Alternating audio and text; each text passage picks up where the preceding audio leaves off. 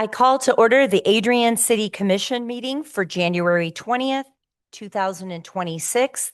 If everyone would please rise for a moment of silence and the Pledge of Allegiance.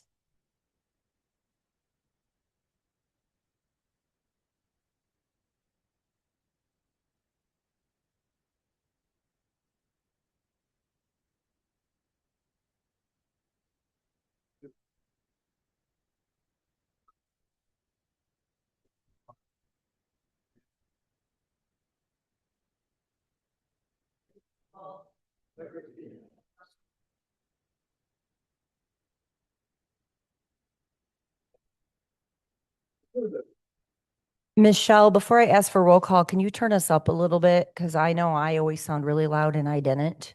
Thank you. Roll call, please. Mayor Heath, Present. Commissioner Roberts, Present. Commissioner Zeik, Present. Commissioner Banky, Present. Commissioner Moore, Present. Commissioner Schwartz, Present. and Commissioner Chesser. Present. All commission members are present. May I get a motion to approve the agenda? So moved. Support. We have a motion from Commissioner Roberts with a second from Commissioner Banky. Roll call, please. Commissioner Zeik, Yes. Commissioner Banky, Yes. Commissioner Moore, Yes. Commissioner Schwartz, Yes. Commissioner Chesser, Yes. Mayor Heath, Yes. Commissioner Roberts. Yes. Motion carried. At this time, we will have public comment regarding items on the agenda. Just to reiterate, there is a 3-minute time limit, and for the record, please state your name and place of residence. We will begin inside the city chambers first. When we have exhausted all public comment inside the chambers, we will then open it up to the Zoom participants. We will begin now for items on the agenda only.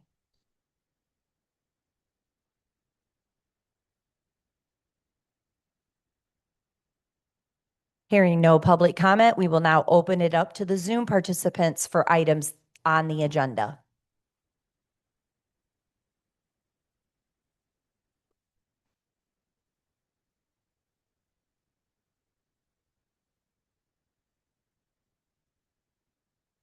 Hearing no public comment, we will now move on to proclamations, and we will begin with the observable space plane wave proclamation. I will meet you right up here in just 1 second. I have to go get the microphone.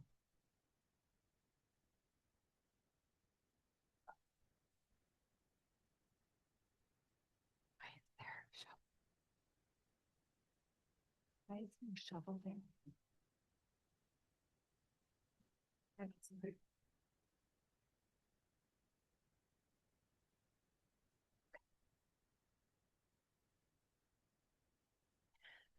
Before I present this proclamation, would you like to introduce yourself? Hi, everybody. I'm Rick Hedrick, president and founder of Observable Space, and before that, Planewave Instruments. Yep. And Kevin Hyatt with Observable Space as well. I run our mechanical and optical engineering departments. Whereas Planewave Instruments moved to Michigan in 2018, relocating from Southern California, they selected Adrian as the site for their world headquarters, including manufacturing, design, and all administrative offices.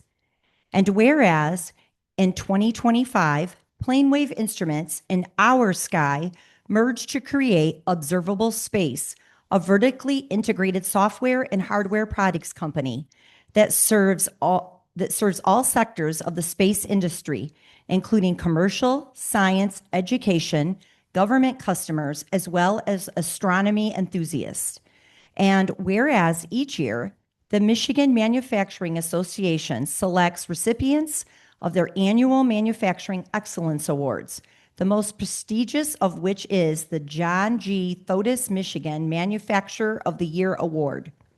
And whereas the John G. Thotis Award carries the memory of the MMA's longest-serving president, whose lifetime of industry service is one that all deserving manufacturers strive to duplicate. And whereas Observable Space was awarded the John G. Thotis Michigan Manufacturing Award in 2025 in recognition of their key contributions to the community and the state of Michigan, their innovative leadership, dedication to the manufacturing community, and service to the MMA, their community, and other philanthropic organizations. And whereas on November 10th, 2022, the Michigan Manufacturers Association named Planewave Instruments PW 1000 telescope the coolest thing made in Michigan at the MMA's 2022 MFG Excellence Awards.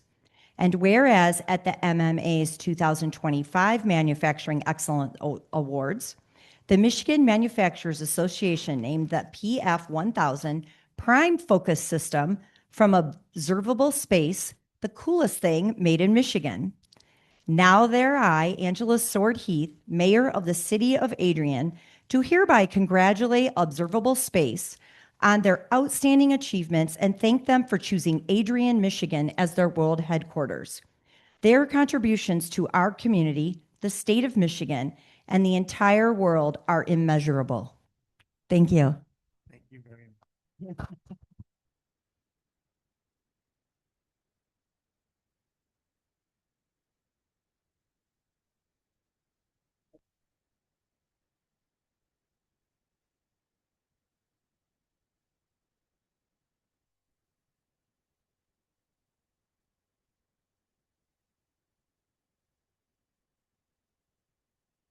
I made it through. That was a mouthful, just so you know. Wow. I was really concentrating. All right. And now we have another proclamation. So I'm going to ask Michaela Giles. I don't know if there's anybody else here. Is it just you? Okay. To come on up. Do you want to, but before I give the proclamation, do you want to say a little bit about this or do you want to wait until after I give the proclamation? Okay. All right. Michaela is with the Adrian Dominican Sisters, and this proclamation is about the Neighbor to Neighbor Adrian movement. Whereas the Adrian Dominican Sisters have begun the Neighbor to Neighbor Adrian movement, and whereas N2N encourages respectful and productive relationships among neighbors by sponsoring social and educational experiences, leading all people to a more civil, peaceful, and kind world. And whereas the Neighbor to Neighbor Adrian movement is declaring 2026 as the year of kindness, working to bring the community together in multiple spheres of influence. And whereas N2N hopes to build a strong community in Adrian and to make a significant impact through showing respect and kindness for our neighbors. Now, therefore, I, Angela Sword Heath, Mayor of the City of Adrian, do hereby recognize the Neighbor to Neighbor Adrian movement for their initiative in our community and encourage all Adrian residents to join them in showing respect and kindness for our neighbors.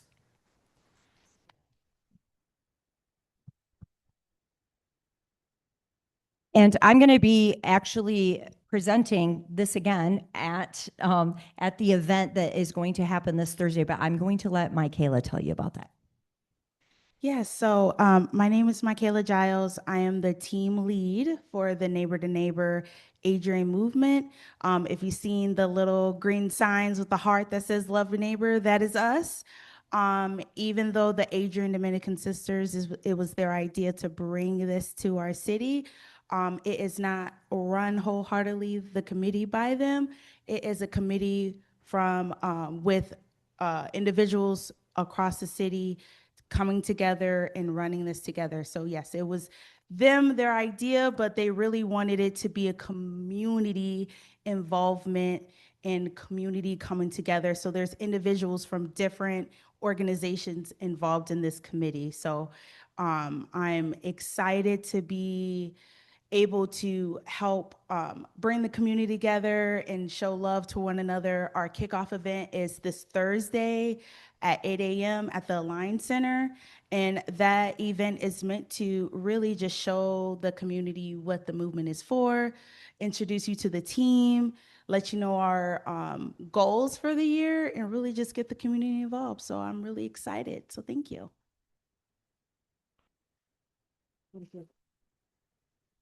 I'm still waiting for my sign, by the way, Michaela. All right, thanks. I keep bothering her.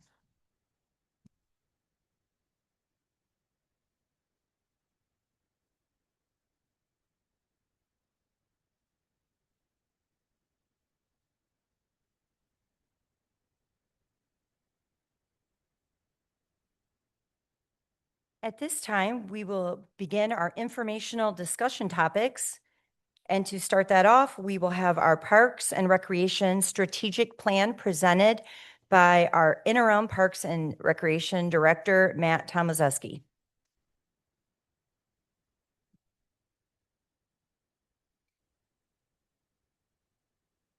Good evening, Mayor and Commissioners. Tonight, I am bringing to you an exciting topic for us as we look to plan for the future in our Parks and Rec program.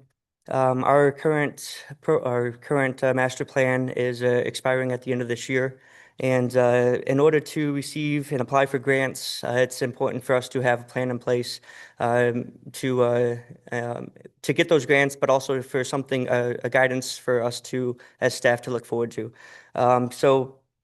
As we go through the year, we would like to have a plan in place before the current plan expires. And I've reached out to our current consultant at Manick & Smith, and they have provided a proposal in order to help us assist with this Parks and Rec master plan. The proposal consists of a project kickoff, just discussing the plan, the timeline parameters, what the administrative structure looks like within our departments, and what it looks like elsewhere, and how we can maybe make that better within our force. Looking at all the recreation inventory that we have within our parks, and completing the accessibility review of all of our parks and updating that so we are in compliance. It also consists of stakeholder and public outreach, creating surveys and getting the community involved, hosting a couple town hall meetings, facilitating a workshop with the Planning Commission and input from the community, and compiling that data and presenting it to you guys for review. They'll help us with the adoption phase with the state. And then we also considered possibly, since this is such a big part of our community, maybe having a subcommittee assist us with this process. We wouldn't want any more or too many people on the committee. We're thinking possibly one commissioner, a couple residents, and the Parks and Rec director with a couple other city staff. In response to our what we have accomplished with our last goal, or our last Parks and Rec plan, we had I would say about 10 goals on the list, and we have accomplished probably 80% of those goals. Some of the goals were not accomplished that were put aside because of the KRTA coming into play. So we had some goals on here that highlighted the trail and some improvements to that trail, but those were not completed because the adoption of the KRTA kind of took over that foresight. So those were not completed. But we also have some goals on here that we would like to push forward through in the next phase. Some of the big topics I would like to hit on that I think we are looking for, as far as what I've heard so far, is bringing back a lot of the rec programs into our realm. Also continuing the collaborations that we have with APS, the YMCA, and other groups out there, but also just bringing back the programs for us. Another thing is Bone Pool, trying to figure out what we need with that. So Kiwanis Trail, APS collaboration, outdoor workout center, ice rink, restrooms and pavilion at pickleball courts, concessions and bathroom upgrades at the ball fields. These are all ideas that have been proposed to me over the last couple months that I think we just really need to look into. And I think Manick & Smith has really provided a good proposal to set us in the right direction. So this is a time to discuss this topic and see how you guys want to move forward in the future. I have a question.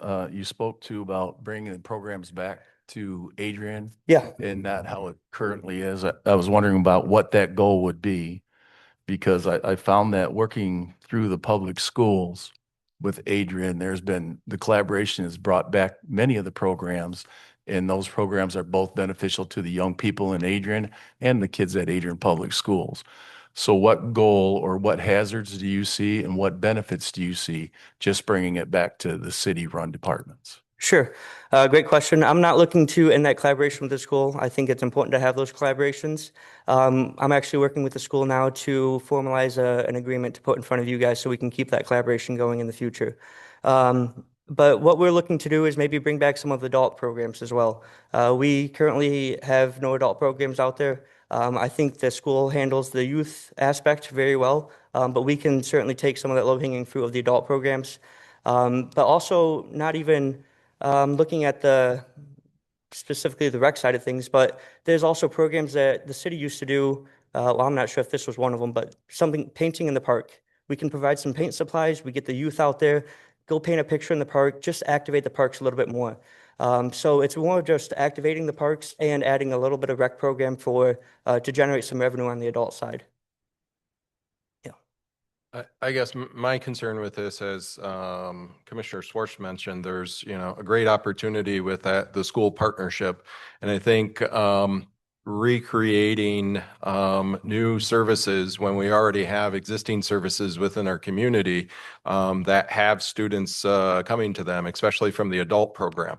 Why would we start an entire new arts painting in the park program when we have the Adrian Center for the Arts with students and teachers that are already part of that? And is there a way that we can just look to engage them with the space and the opportunity to take that burden away from us? Again, that's additional staff for us, that's planning. And frankly, we don't have the connection with the artists. So the Adrian Center for the Arts has a tremendous connection and network with students who are taking classes. They're packed all the time. Why would we want to then break into a brand new area and try and squeeze out a very successful nonprofit that's working with all aspects of our community? I guess that's my struggle. The other aspect I question is with Mannequin Smith. So I talked to there's a gentleman here. His mother lives in Adrian and he's from Adrian. He's the former director of M Parks, an organization that's kind of the professional organization for recreation directors across the state of Michigan. And the takeaway from that was, hey, have you heard from Mannequin Smith? Have they done good work? Their name hasn't risen up that level. So I guess my question is, have we done an RFP? Are we looking at some other organizations as well to help and assist us through this manner? And I think, my experience when there's been other work that has been done by them, and I don't know if that was just the department that was working with them or not, but it just seems like it was, they did the work, there was a rubber stamp, people came in, there were public forums, people talked, nothing was changed, no community feedback was incorporated, and it was just pushed through to the next level. So I'd hope that that's not their standard, but I guess that was kind of my feeling with some things that have taken place in the past with them. So I'll try to answer both those. The second part, Mannequin Smith is a local consultant. They are the only consultant in Adrian.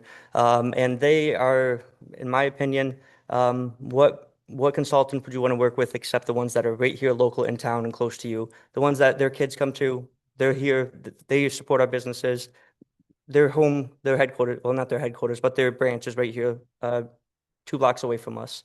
I think it's about, and again, they are already a consultant of ours for other facets as well. As far as not taking account into the community input, I think that's our job. That's your guys' job. Their job is just to provide the recommendations, and our job is to capture those recommendations and then decide if we have the funding for those moving forward. That's why I think it would be important to have that subcommittee in place. Again, a couple commissioners, some residents, give us that input, put it in, and whatever we're getting from our town hall meetings, compile it all and give you guys the recommendations that we see.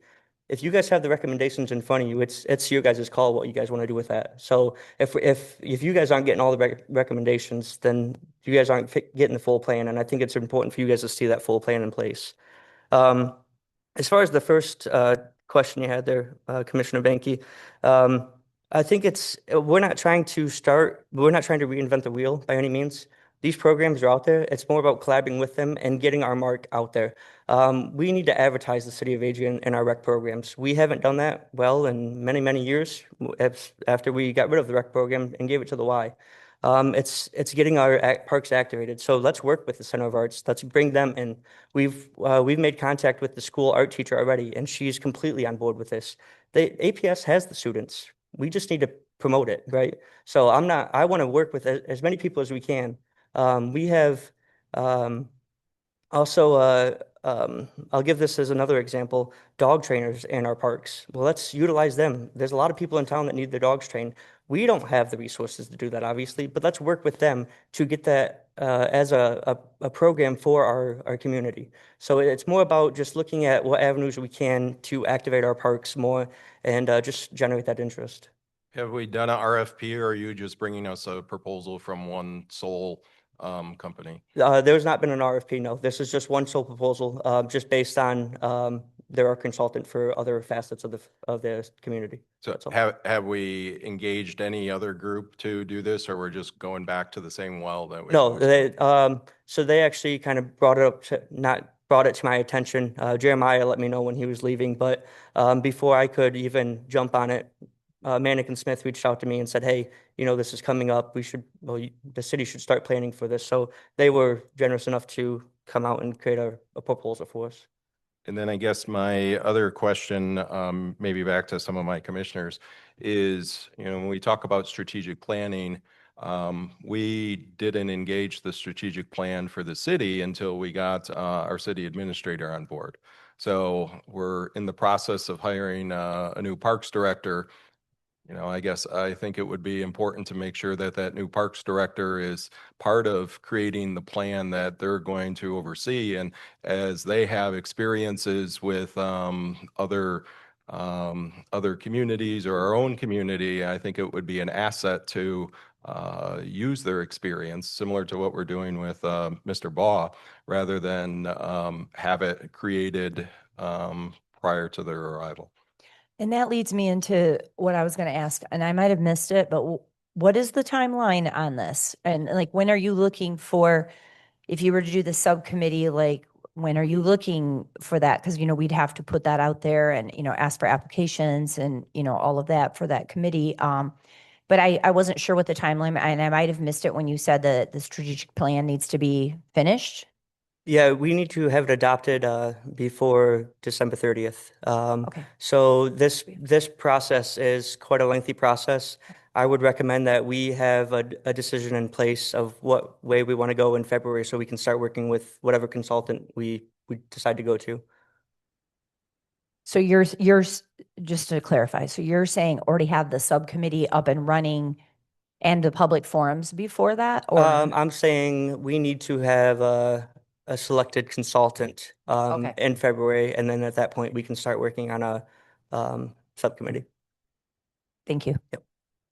If you would, Mayor, just real quick to follow up the director, one of the important things that we need to do is to have a consultant in place. In that path, I'm very comfortable going out for bid. Also, with Matt Smith, but one thing that we need to have is a plan. We have a number of things that we have to address, and it's the best of the community, that density sense that our citizens send that. That's basis for all our decisions going forward would be important.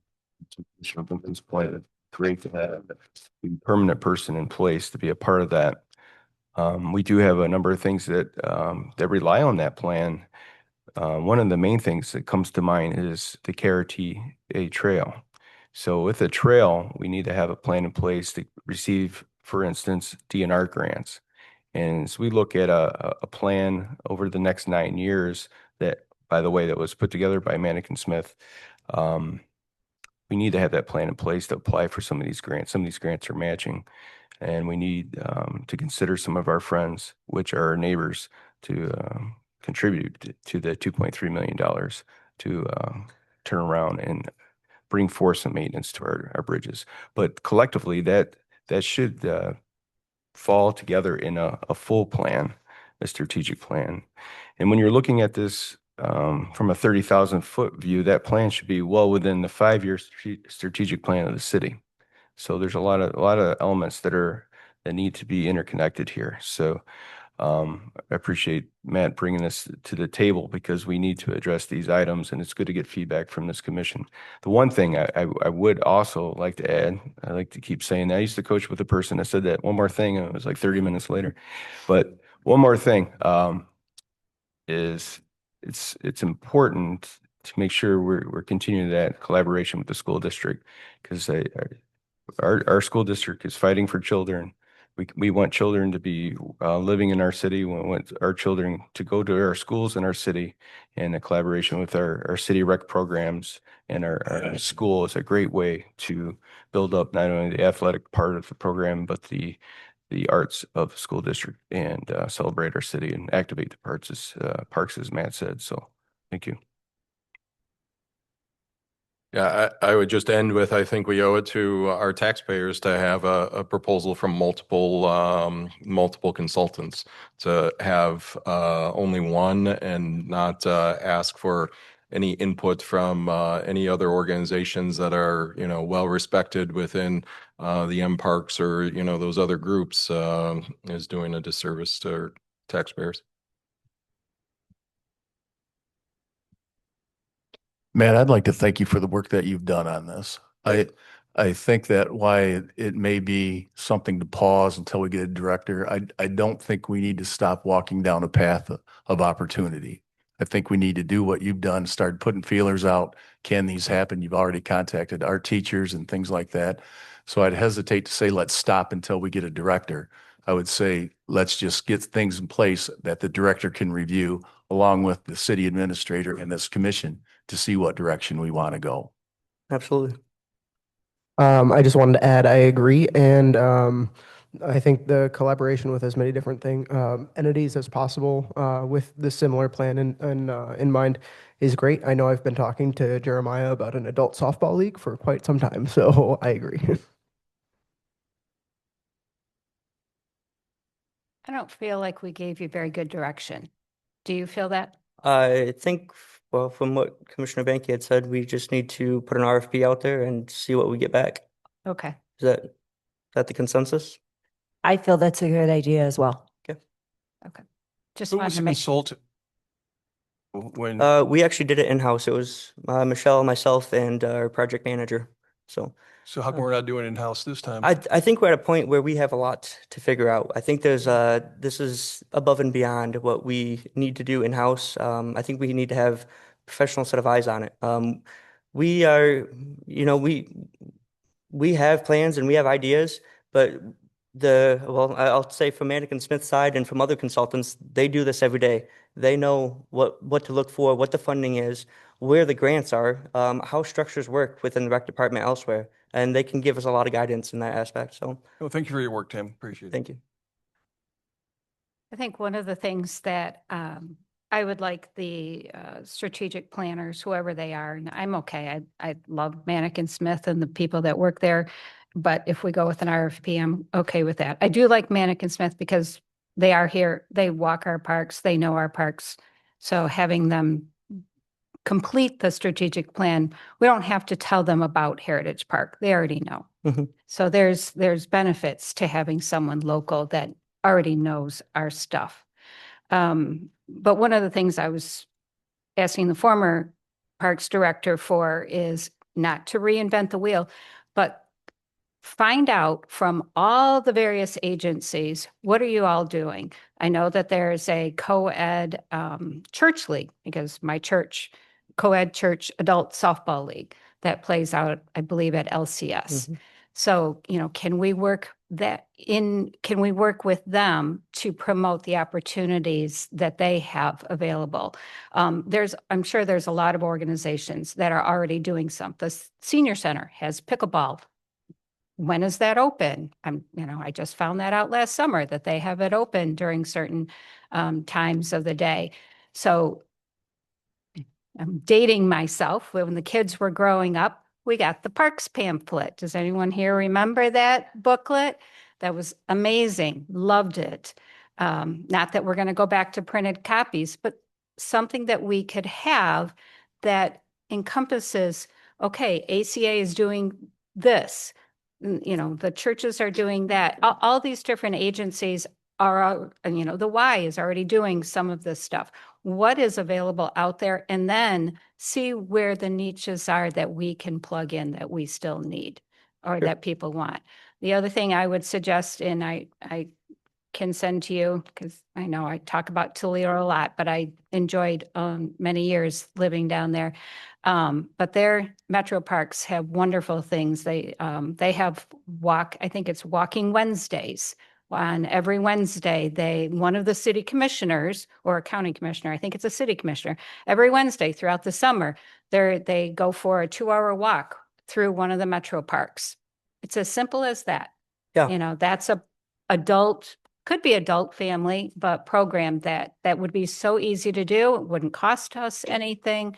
But so there are, as you said, there are organizations like Manick and Smith who can go out and look and see what else is going on out there that maybe could be brought to the residents of Adrian. So. Yeah, and like I mentioned earlier, it's about promoting what we have to offer. I think Yeah, my neighbor Blake, he does that. What do you call it? disc golfing. Disc golf. Yes. Yeah. Disc golf, and they're out there all the time, and they have their own little league. Yeah. And one thing that that Cindy and I have been working on is again just promoting the parks. So when the weather is nice, once every 2 weeks, we're gonna appreciate Heritage Park tonight. This is what we have to offer. Bring your kids, bring your family. We're gonna have a picnic out there. Riverside has a lot more sporting recreation programs. They've got basketball courts, volleyball courts, playgrounds, the trails right there. They have a t-ball field. So maybe we could do a gaming night that night. It's backyard sports, and really just activating the parks for that purpose. Just promoting it. All we have to do is promote it, and people will come. They just don't know about it yet. So. Thank you so much, Matt. Of course. Greatly appreciate it.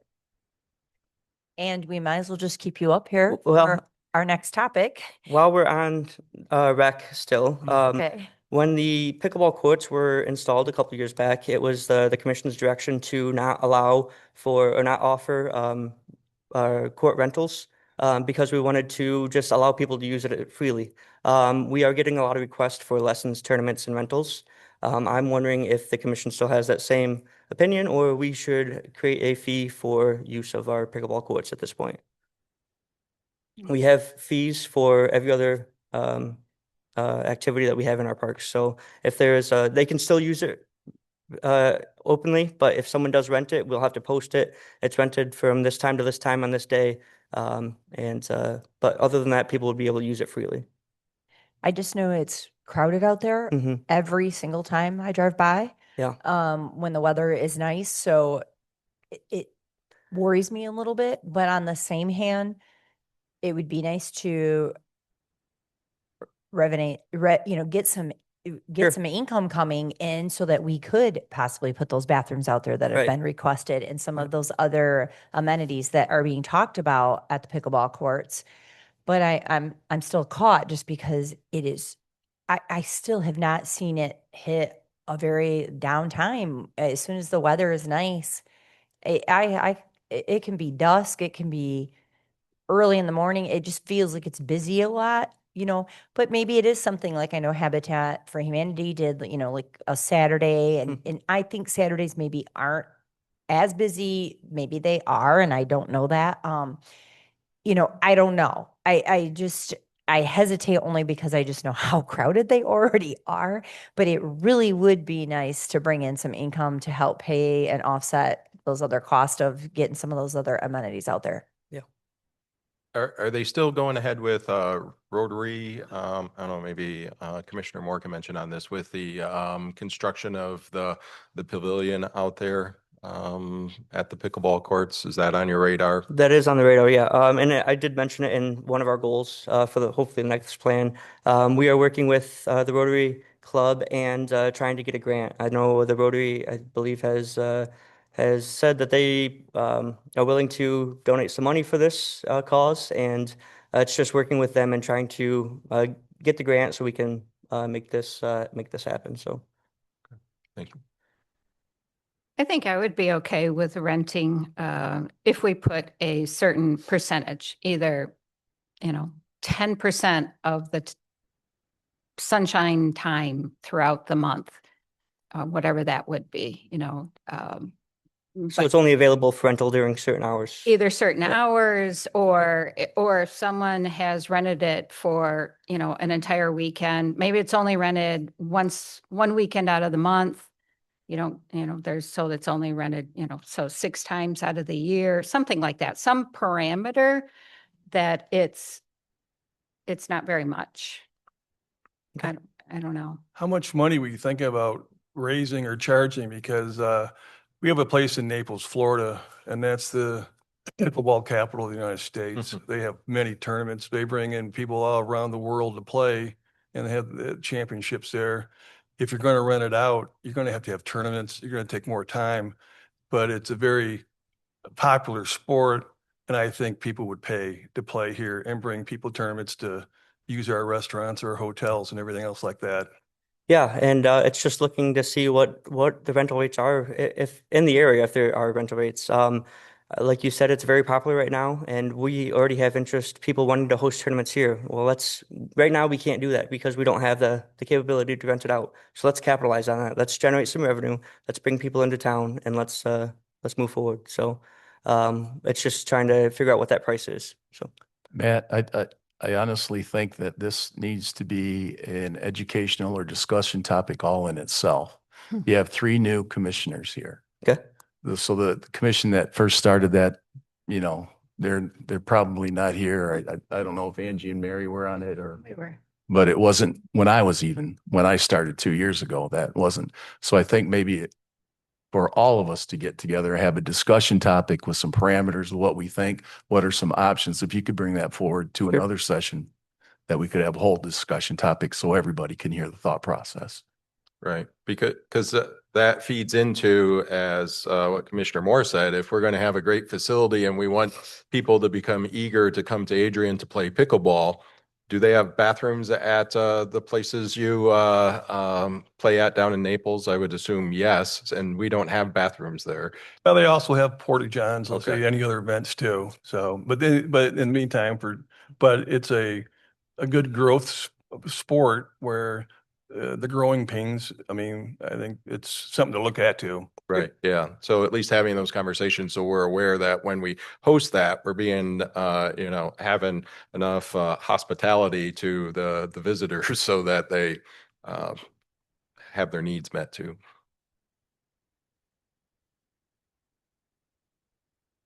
All right, so you can come back, maybe research a little bit, Sure. find out. Thanks. Absolutely. So we'll keep you up here because we're moving on to special assessment districts and decertification of streets.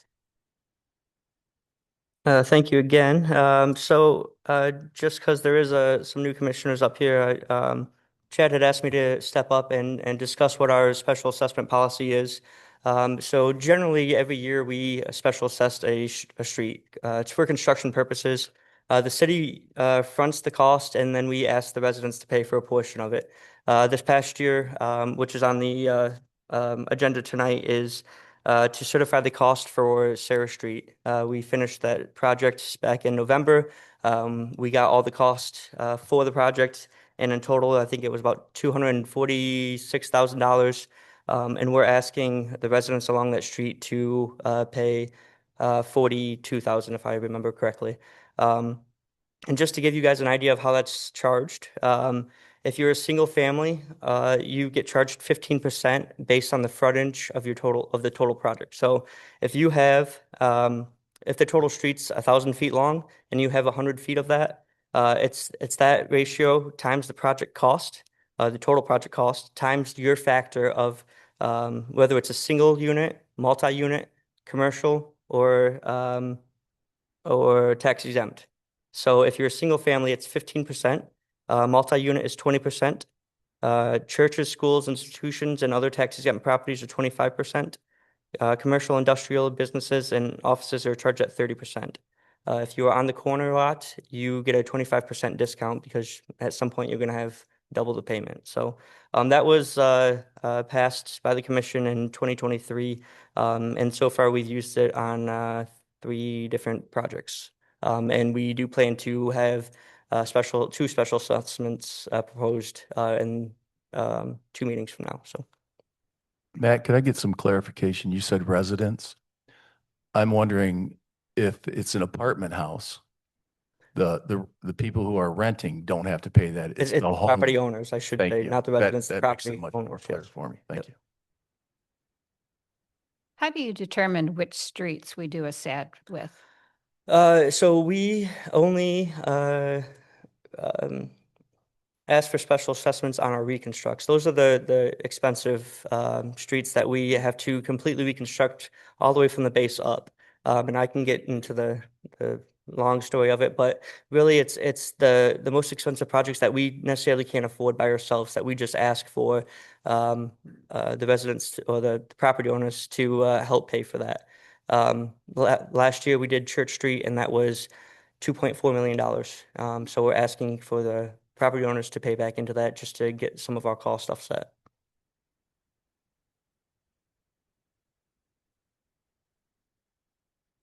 Do you want to go into how it's split up over 10 years if they Yeah, need absolutely. to? Yeah, so we offer a 10-year payment plan. The first 60 days is interest-free. After that, it is 6% interest. But it's 10 over 10 years, 10 installments. If they want to make one payment a year, they're more than welcome to do that. All we ask is that we receive the base payment each year, the minimum payment. So Sarah Street, our average special assessment cost was 24 or 2,500. So over 10 years, we're asking them to pay $250 a year.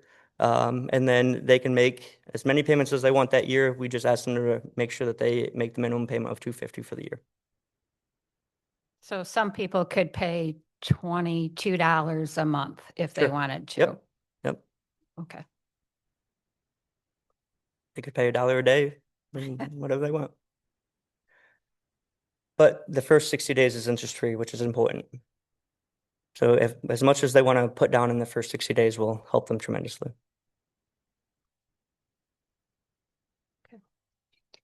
Can you discuss decertification of streets? Absolutely. So also in front of you tonight is a bunch of streets that we are trying to decertify portions of. This is just an audit that was done by the state. So every year they kind of do an audit well, I wouldn't say every year, but every so often they do an audit on us just to see how our streets relate to what their records show. Our records were a little bit different than what they had. They had a couple streets that we have intersections coming through, and we, as far as I've known, since the city of Adrian has been here, has never connected those streets and don't have any plans to connect those streets. It doesn't seem like there's a purpose for it, but we do have the right-of-way space for it. So just because we had the right-of-way space for it, the state thought we had streets running through it. That's not the case. One instance was Williams Street. Williams used to come out to Maumee. The state axed that years back and never updated their records. Well, they realized they never updated their records, so they asked us to decertify the portion that they vacated, and then so we can keep accurate records in order to get us paid properly for Act 51 funds. So just to clarify, so in case anybody gets nervous when they see their street possibly listed on there, it's just decertifying that little section that just doesn't connect any longer. Like if you were looking at Williams where it's a cul-de-sac now. Yeah. It's just that little section of land that doesn't connect into Maumee anymore is just being decertified, That's right? correct. Yeah. I think I forgot how many feet were on Williams, but it was 15 feet of Williams Street is being decertified. The big ones are Finch and Sealy. Those are the ones that the state had records or had thought that we had connected the streets at one point, but the city never has. And then Railroad Ave. We are decertifying that. That was also approved by a previous commission as well, but we're decertifying that to match their records. This is just a formal process to match the state records. That's all it is. Matt, if you would, could you speak to the point of, as an instrument, if we do not do this, we would be out of compliance with Act 51, and how much money does Act 51 bring in? Yeah, so Act 51 is our main revenue source for all of our street funding. We bring in about $2 million of major street funds and about 600,000 of local street funds. So if we don't start complying with these regulations that they have brought forth, then they will take our funding away. Thank you. Yep. Am I done yet? Sorry. And what happens to the land that's no longer considered a street? So right now the properties around it are currently using it. At some point, we'd probably like to vacate it, just so it's off of our liability. But I haven't brought that to you yet. This is the first step, and then we can look towards vacating if necessary. So hopefully the property will go back to people who own property Adjacent connecting to to the- it. yes. Adjacent to it, and will technically, I guess, be, go back on the tax roll Yeah. eventually. So they'll be taxed on it. So, yeah. Thank you, Matt. Thank you. Next up, we have Lisa Hewitt-Cruz, our Community Development Director. We're going to be talking about the Crimson Holding Funds Program.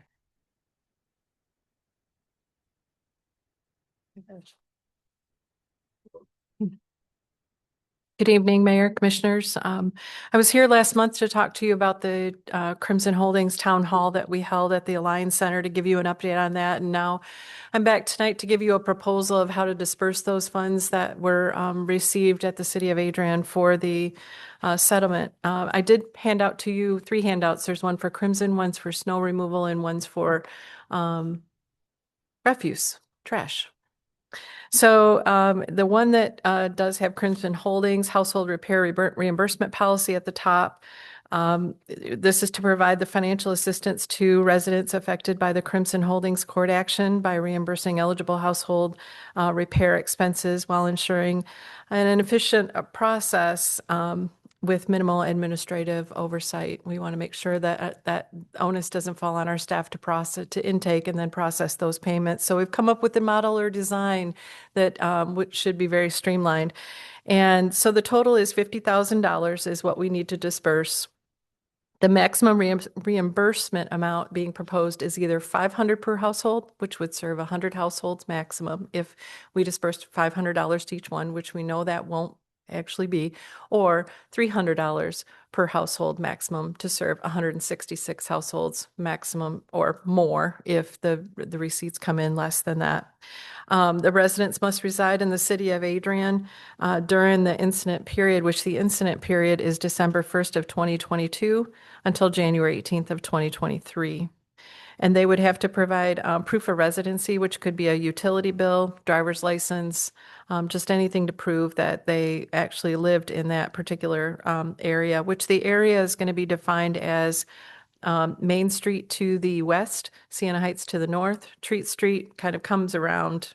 It isn't Treat. I forget the name of the street that runs around the water tower and the fairgrounds there, and then down to US 223.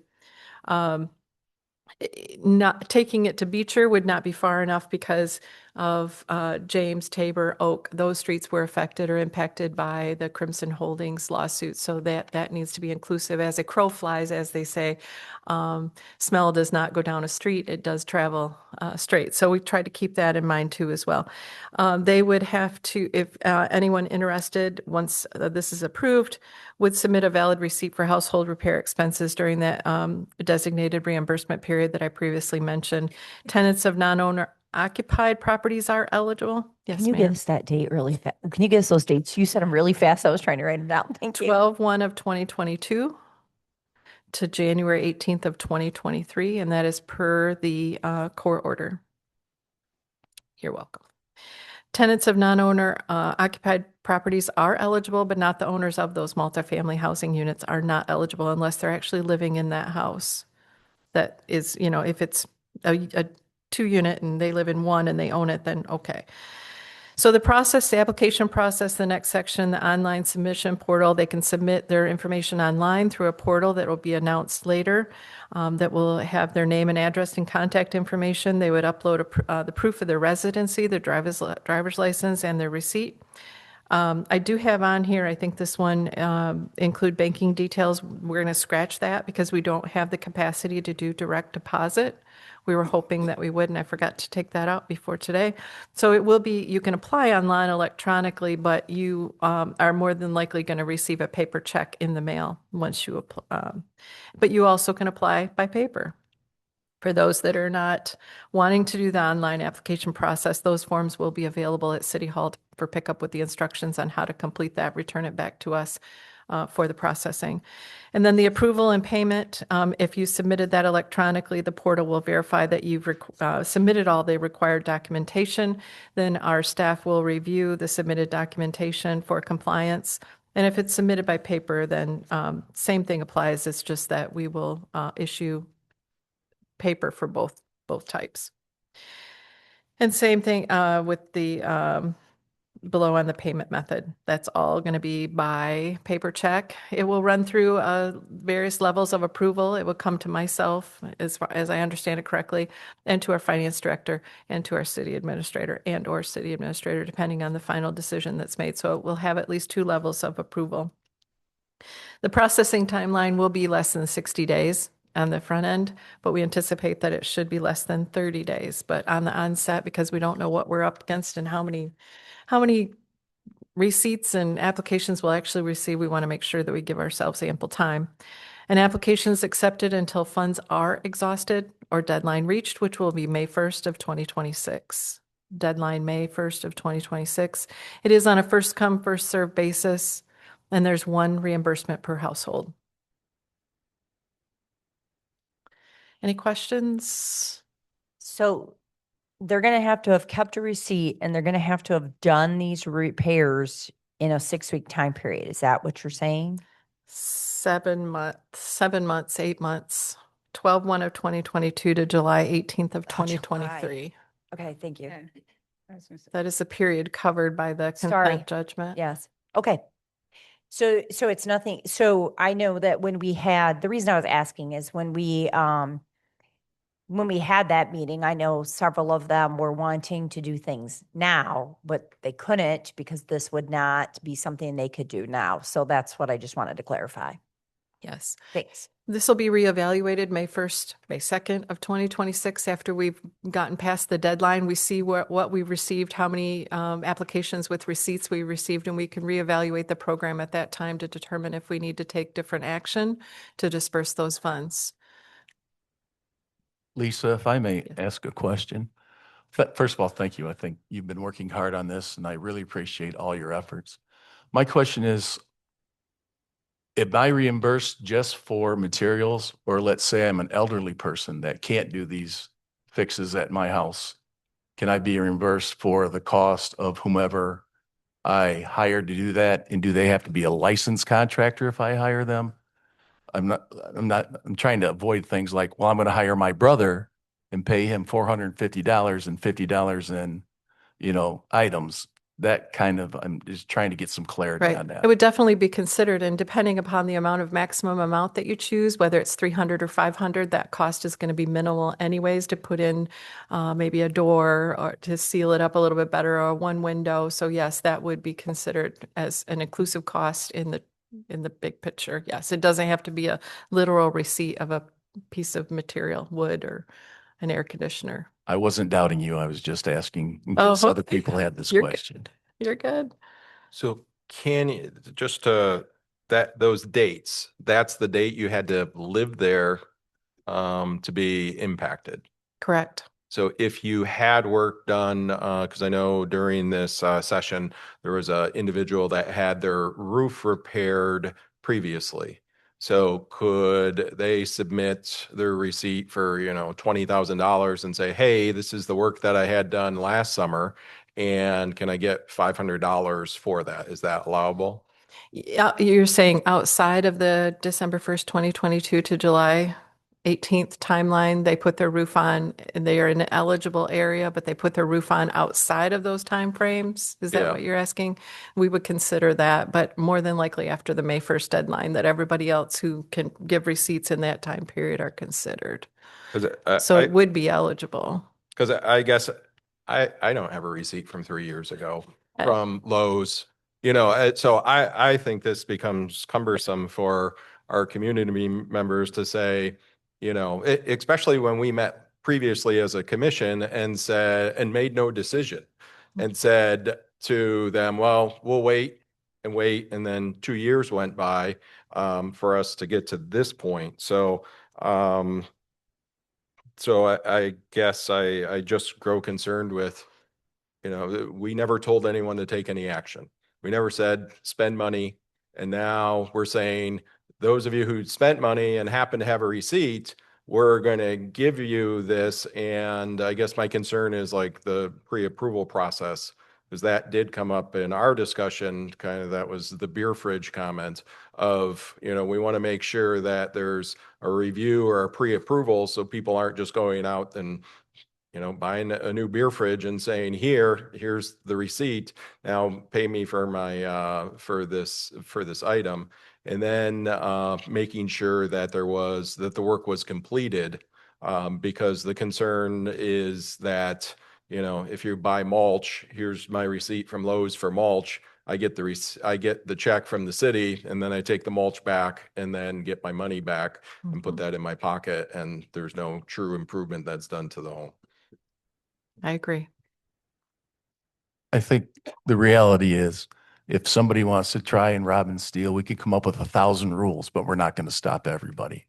I think the money was awarded by Judge Shadler, I believe, is correct. And I believe the intent was to do the best we could with the money we could and not cost the city a ton of money with checking everything out, but to help the people that suffered through that. I'm going to call it tragedy. It was ridiculous what they had to live through.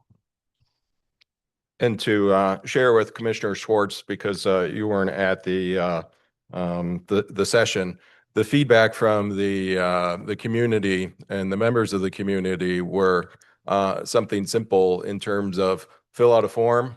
Hey, I'd like to buy mulch, and as a result of that, there's the city. They would say, "Yep, that's an approved expense," and then they would go move forward and buy it, and then they would spread the mulch, take a picture of it to show here's the completion of that, so that there's that component. Again, we can't prevent that for everyone, but at least making sure that there's some piece of compliance that the work was done, rather than just getting a receipt that could be made and then attaching that picture as part of the approval process. But I guess what we have here today is a concern, because all of this is related to work that was done 3 years ago that no one knew about, even as a possibility to do.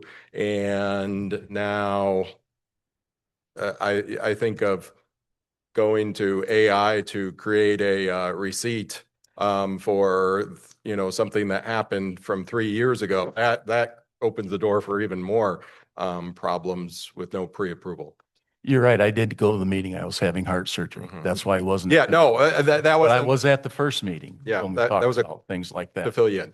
So I'm just saying that no matter what, we have to be as prudent as possible to make sure the work is completed. But yet there's going to always be a loophole somewhere where we just are unable to document that, whether it was your 10% audit that you talked about the projects or something like that. I agree with that. And I think just lack of human capital to be able to do what you're explaining or what you're expressing.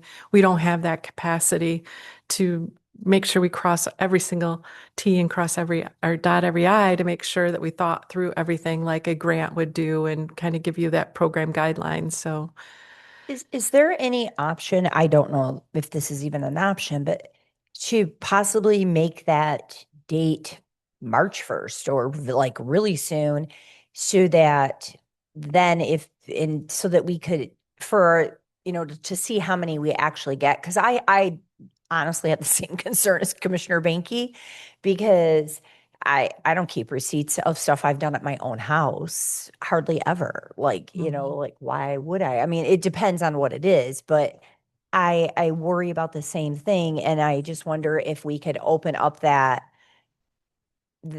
time frame more at a sooner. So that's why I was asking if there's a way to possibly just move that date up. I don't know. It's just, I was just trying to think about that because I have, that's why I asked you to reiterate the dates, because I was actually very concerned about the same reason about receipts. And will anybody have them? I got a question to follow up. I wasn't on when this was happening. Was this a court order to say you got to do improvements? Because I don't understand why something with smell, you have to have damage to your house or the yard or something when you couldn't play outside. You were forced to stay inside to get away from the smell. So why aren't we just giving a cash settlement to the affected homeowners?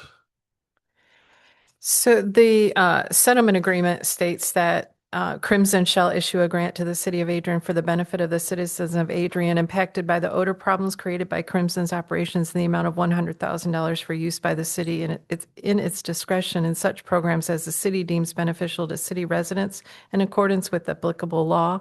And we've only received 50,000. So that would have been one option, but each person probably would have received about $10. Excuse me, with the 980 some properties in that circumference, if I'm not mistaken.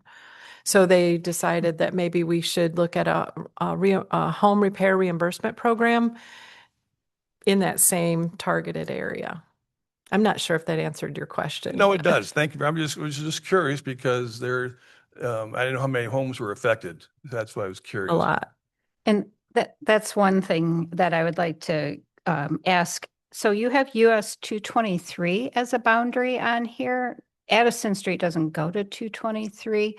So were you thinking maybe more like Michigan Street would be a boundary, might be a better boundary? So Addison Street is probably the one that you're talking about That that goes- treat kind of jogs Yep. and then on to Addison. I forgot the name of that one that Yep. connects to Siena Heights College on the north side. And as I'd mentioned with Beecher Street, if we made Beecher Street the line, James, Tabor, French, Oak, Center, they were affected and impacted. They're then they could be, well, no, they would be included, but the other side of Beecher is excluded. So the only definitive line to catch all of that was 223. Is why we chose 223. It's a huge area. And we did not Correct. include them in the initial. Correct. And that's up for Information. conversation or, consideration Yeah. for something different. This is not a definitive. This is why we brought this today, to make some decisions on dollar amounts, boundary lines, like what Yeah. Bob had talked about. The reason why the July 23rd date is there is because that's the end of Crimson's ownership or the lawsuit. And then Vios purchased the property and they continue to expose that error to citizens, but that isn't part of the settlement, and that's where the date comes from. If we were to make it today's date or last October when we received our last complaint, that would be on Vios and that would be giving money under them. So we have to go this route first to determine who wants to come forward and provide receipts that are in that January or December 2022 till July of 2023 period. Go first. But is it possible to change the deadline? Oh, for sure. Or Yeah. can't you flip it to say that people who lived in that area during that time are the ones that are eligible to apply for improvements to their home? Because nowhere in the order does it say, you need to have a receipt for things that were, used. We were talking about building, charging stations in parks, and that's completely different from that. So I would think that there'd be the possibility of, if you lived in that area during that time frame and you want to improve your house, here's an opportunity to get some money to improve your house now. I think the commissioners brought up some good points to round this off to some degree. I think you're absolutely right. I think we can do it if you lived in that area. We brought this today to generate this discussion because it wasn't a full product. Mhm. We needed to have this discussion. And we weren't set up for great success because the judgment was very ambiguous.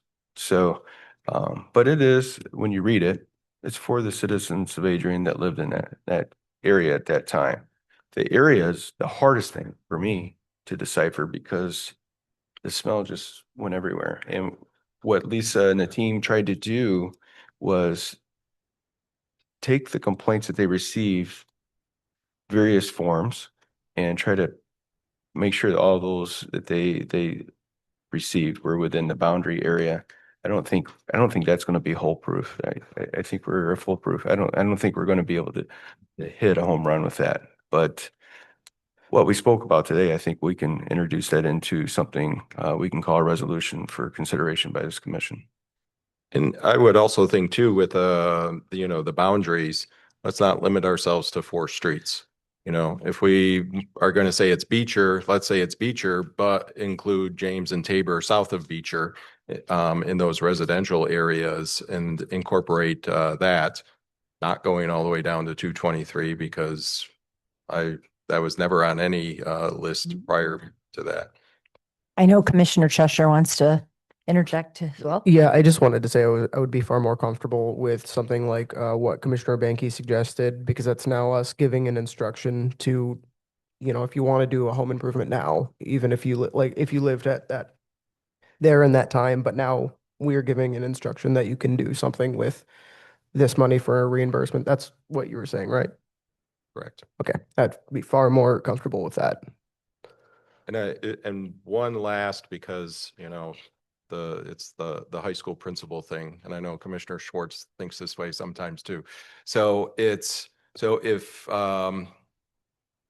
we were to have a system that we reimbursed people on and it wasn't checked. So an example would be someone wants to go to Lowe's and they want to buy home improvement items for their yard, and they buy bamboo and we reimburse them for bamboo. So there's no, here's the receipt, here's the outcome.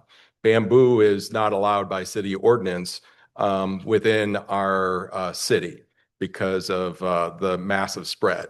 So if we don't have an approval process, we're actually paying people potentially to break our ordinances. So I guess that again becomes the piece of, we want to make sure that we don't do that, or they get another area that violates an ordinance and we're actually paying them to violate our own ordinances. Luckily, they're going through the right department, the code enforcement department. So hopefully we would catch all that.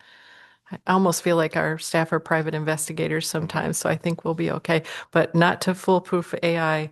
Somebody said AI receipt. I doubt they'll be able to vet that out, but. So as far as at the end of the day, the dollar amount, do you have a preference on the proposal for that? Do we need to know that today in order to draft that resolution? City Administrator? For discussion, I defer to the mayor. I feel my personal is just, I would rather see more people benefit. So I would like to see the 300. That's just my personal opinion. I know 300 doesn't go very far when it comes to any repair of anything, but just so that more residents could benefit from it. That's my thought. I don't know how anybody else feels. I'm okay with that too. I would like Commissioner Banky said, though, 223 to me is just not, yeah. I was looking on my phone on the map and trying to find the railroad that goes through there.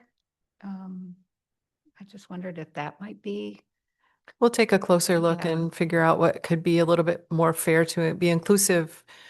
Again, as the crow flies, we have to look at it that way as the wind blows to make sure that we don't exclude someone just because of a road. So we will come back with a proposal and a map that everyone is clear about, because everyone needs to understand if they're eligible or not. If you live on one side of the street or the other, are you still eligible? So we need to further define that. So I would agree. And we did have that conversation that it was very broad, but leaving that to your discretion. So I'm glad that you were able to resolve that piece. Yeah, I guess I would say I would lean towards the 500 because I think back to if you needed to have lived in that area, you needed to be have, again, if it's receipts from the past, the number of people that would qualify would be actually low. It would have moved out over, now multiple years. But I'm fine with 300 as well, and we can readjust if only 6 people submit an application. Right. If you would, for public discussion, I think it'd be good to give an update on both snow removal and ice removal and garbage. Okay, so you have a handout also called refuse collection process. Just to give you an update of where we're at on that particular ordinance, because we do have to deal with issues with people not returning their tote back to their house or putting mattresses out, not getting a sticker and so forth. So it's a very high level review on refuse collection that your tote needs to be placed to the right of way by 6 o'clock the day before the scheduled collection, which is Tuesdays, and it must be removed by Wednesdays, that following day by 8 o'clock. And so the regular trash pickup, as I said, is Tuesdays. Our violation trash pickup, we notify Stevens on Thursdays, and then they pick that up on Fridays. And all residential trash must be placed in city-approved totes. But if they do have large bulk items, that's listed under what constitutes, it does kind of briefly list under there how to make sure you don't get a violation for trash, putting it out without a sticker. But you can put out bulk items if you come into City Hall on the first floor in the utilities teller windows and get a sticker. It's $10 for that sticker, and you can put that on a bag or a mattress or a chair, or you can take it to the city's drop-off compost site after you pick up your sticker and drop it off for free there. If you don't want it picked up, it's $10. It's free if you take it out there with your city ID. So the violation cost, a contractor charges a $100 trip fee for the violation pickup. The fee is divided evenly among all violation stops on that route. So if there's $100, but he had to pick up 10 times, then that's $10 to that person who didn't comply. And then there's a citywide sweep that's conducted every Thursday for, like I said, the violation trash and violation totes. And that kind of wraps up that pretty easy peasy. So you literally could get all your neighbors to put theirs out too, and you'd end up Yeah. with $10. Yeah, That's spring cleanup for crazy. $10. Yes. Yeah, I think it might be a little bit more expensive than that if they have to come back and pick yours up because you got it out too late. So then the other, any questions on trash pickup totes? If this is only at the curb and related to either items that are on the curb or with your tote and the tote not going back. Correct. Okay. Either tag the bag or put it in the tote. Because maybe this is a bigger discussion, but we had talked before, specifically a house on Locust, where the individual's trash removal was opening the door and throwing it in the driveway, and then there was a 20-yard dumpster that needed to be brought in to remove all that trash that was piled up behind the house. So at that point, that doesn't impact us at all for that. We can't order Stevens to go out there and pick it up for them. Correct? Well, we could ask them, but we'd have to pay them. Okay. And it's not just $10. There's a fine also that goes with all those violations. So you're not going to have a block party and think you're only spending $10. Yes, there is. There's also a violation fee. But if we had to take someone to court, well, and they would clean up their yard, what we would do is get an order that said whatever costs we incur, they would have to pay us back. And if they don't pay us back, it would go on the tax roll. Okay. So if it's on the curb, we can take action for it on Friday. If it's off the curb, then we have to do the whole court processes. Well, it's not a court process. Code enforcement goes out and talks to them, and it's not like if you have a piece of trash in your yard, you just get a ticket. It's months with an S, long process. So code enforcement will encourage the homeowner to clean up. And if they don't, last resort, we go to court. We don't try to go to court. Compliance would be the key. Yes, definitely. Okay, moving on to snow and ice removal ordinance requirement. If you own or occupy a property next to a sidewalk, you're responsible for keeping that sidewalk clear of snow and ice.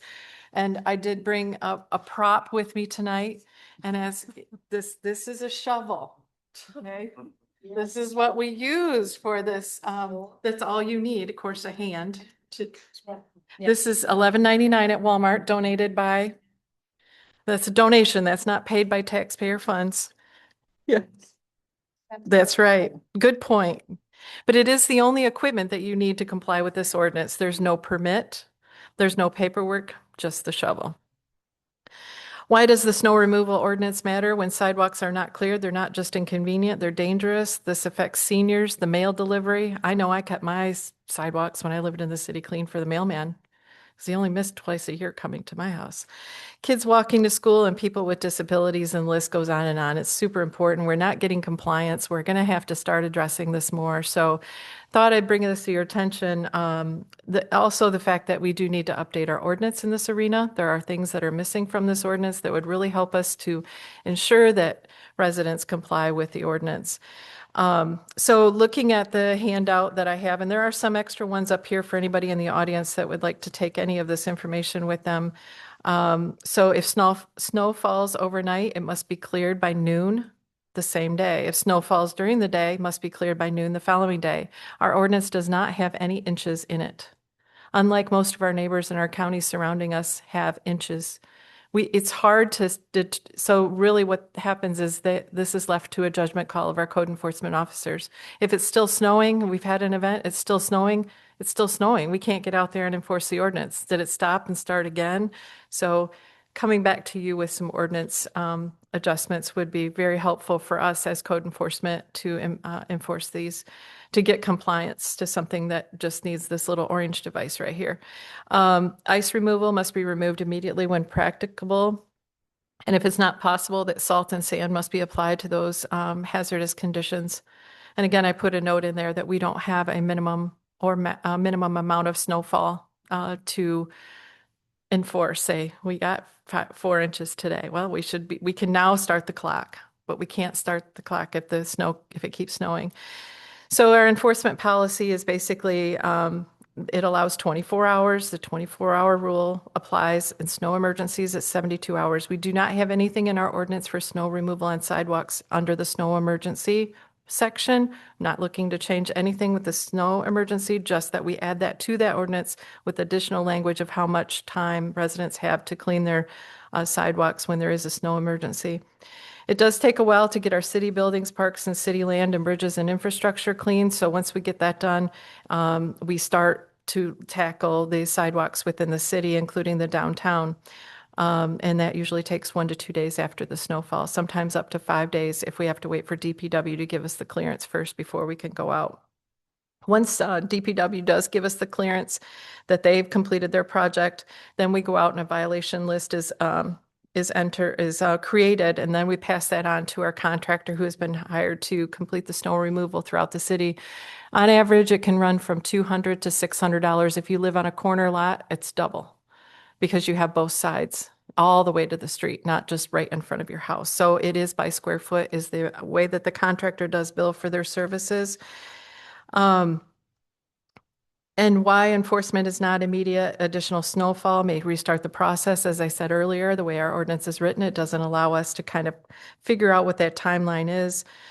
Extremely cold temperatures make ice melt ineffective, sudden warm-ups.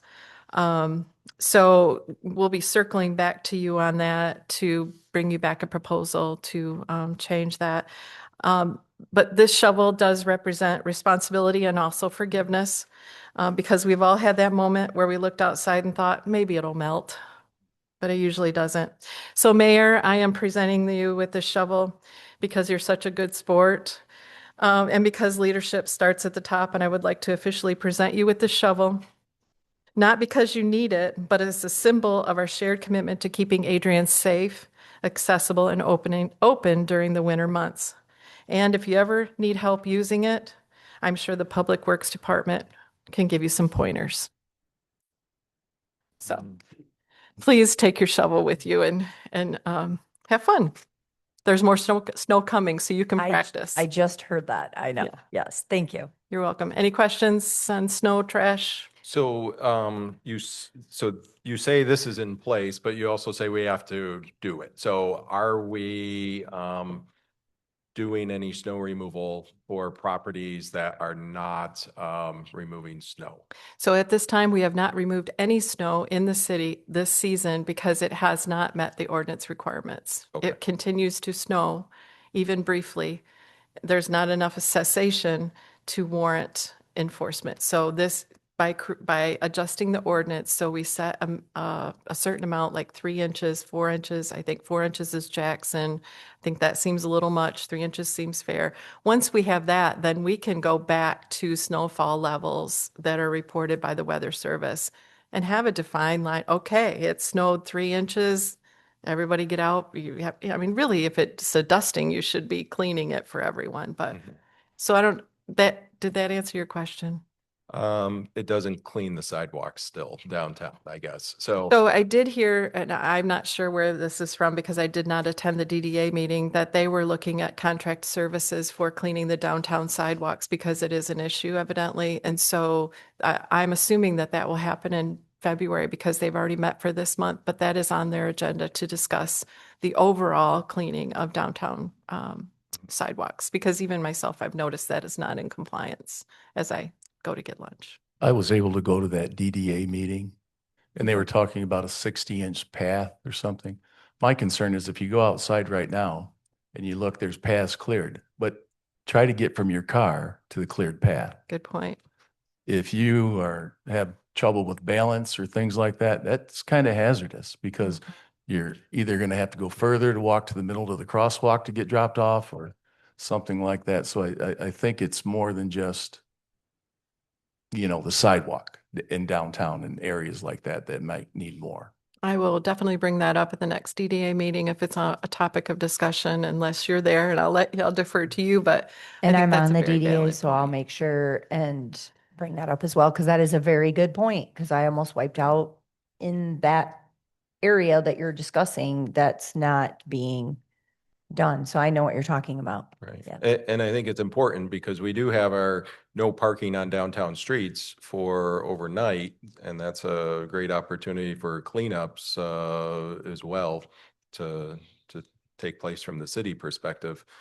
Because I know a couple snows ago, we had our handicap spots were filled with snow and there wasn't availability of parking for that. So trying to be mindful of that within the time to clear the streets is important too. Thank you. Thank you. And now I will turn it over to our city administrator, Chad Baugh, to discuss South Main Street pedestrian tunnel. Thank you. I know this topic has been very important to our community, this constant conversation about the need for the tunnel. The reason I brought this as a discussion item for consideration, and the mayor set the agenda with me, was to have this discussion because things will come up over time. And one thing I already did, which was a change order. And I'll bring that back for consideration to allow me to sign the change order. The change order requires a payment of another approximately $300,000.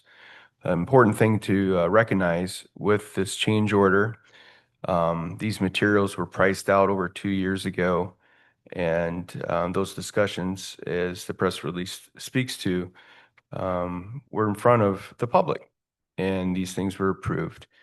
The most important thing I'd like to say that really wasn't explained very well by myself in the press release is these are earmarked monies. These monies were going to be used somewhere potentially in the country or in the state, depending where the money was. So I'll speak exactly. The Michigan earmark was 3.5 million and the federal earmark was $3 million. These monies were going to be used somewhere and they couldn't be used for blight removal. They couldn't be used to build a bridge somewhere as it relates to our trail that I know of.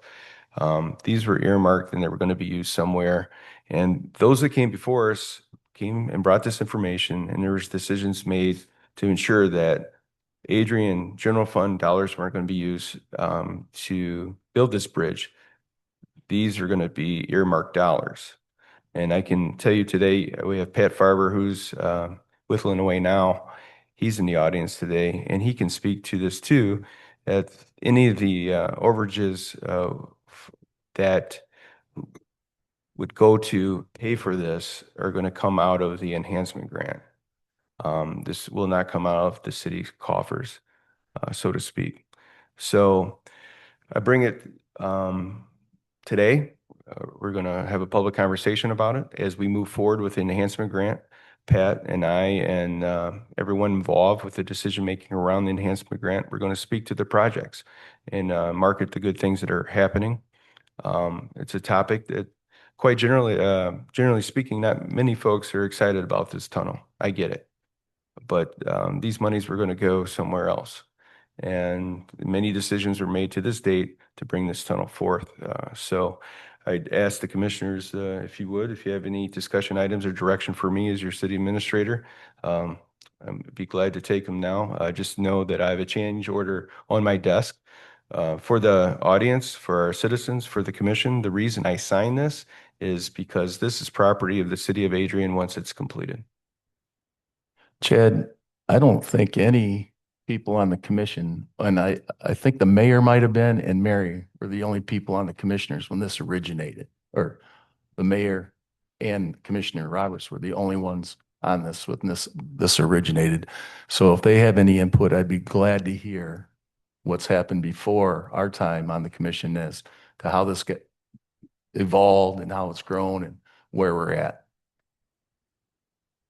I mean, it was a while ago. It's been a long process. I will say that I know that there was, that it was brought to us that there needs to be a way to cross safely there. MDOT turned down every idea of a light, a flashing light there, not regular traffic light, but like a flashing light. They said there's not enough room to put a pedestrian bridge over it. All of those ideas were nixed, and that is because they just weren't plausible. And that's exactly what we were told, and that it wouldn't be approved, and that it was that the tunnel was the option, and that's what, what was given to us, and that, we did have this state money, we had this federal money to put this tunnel in, and we're assured that we would not be using any of our taxpayers' money to go towards that. That it wouldn't come out of the general fund. Yes? I mean, anything you want to add?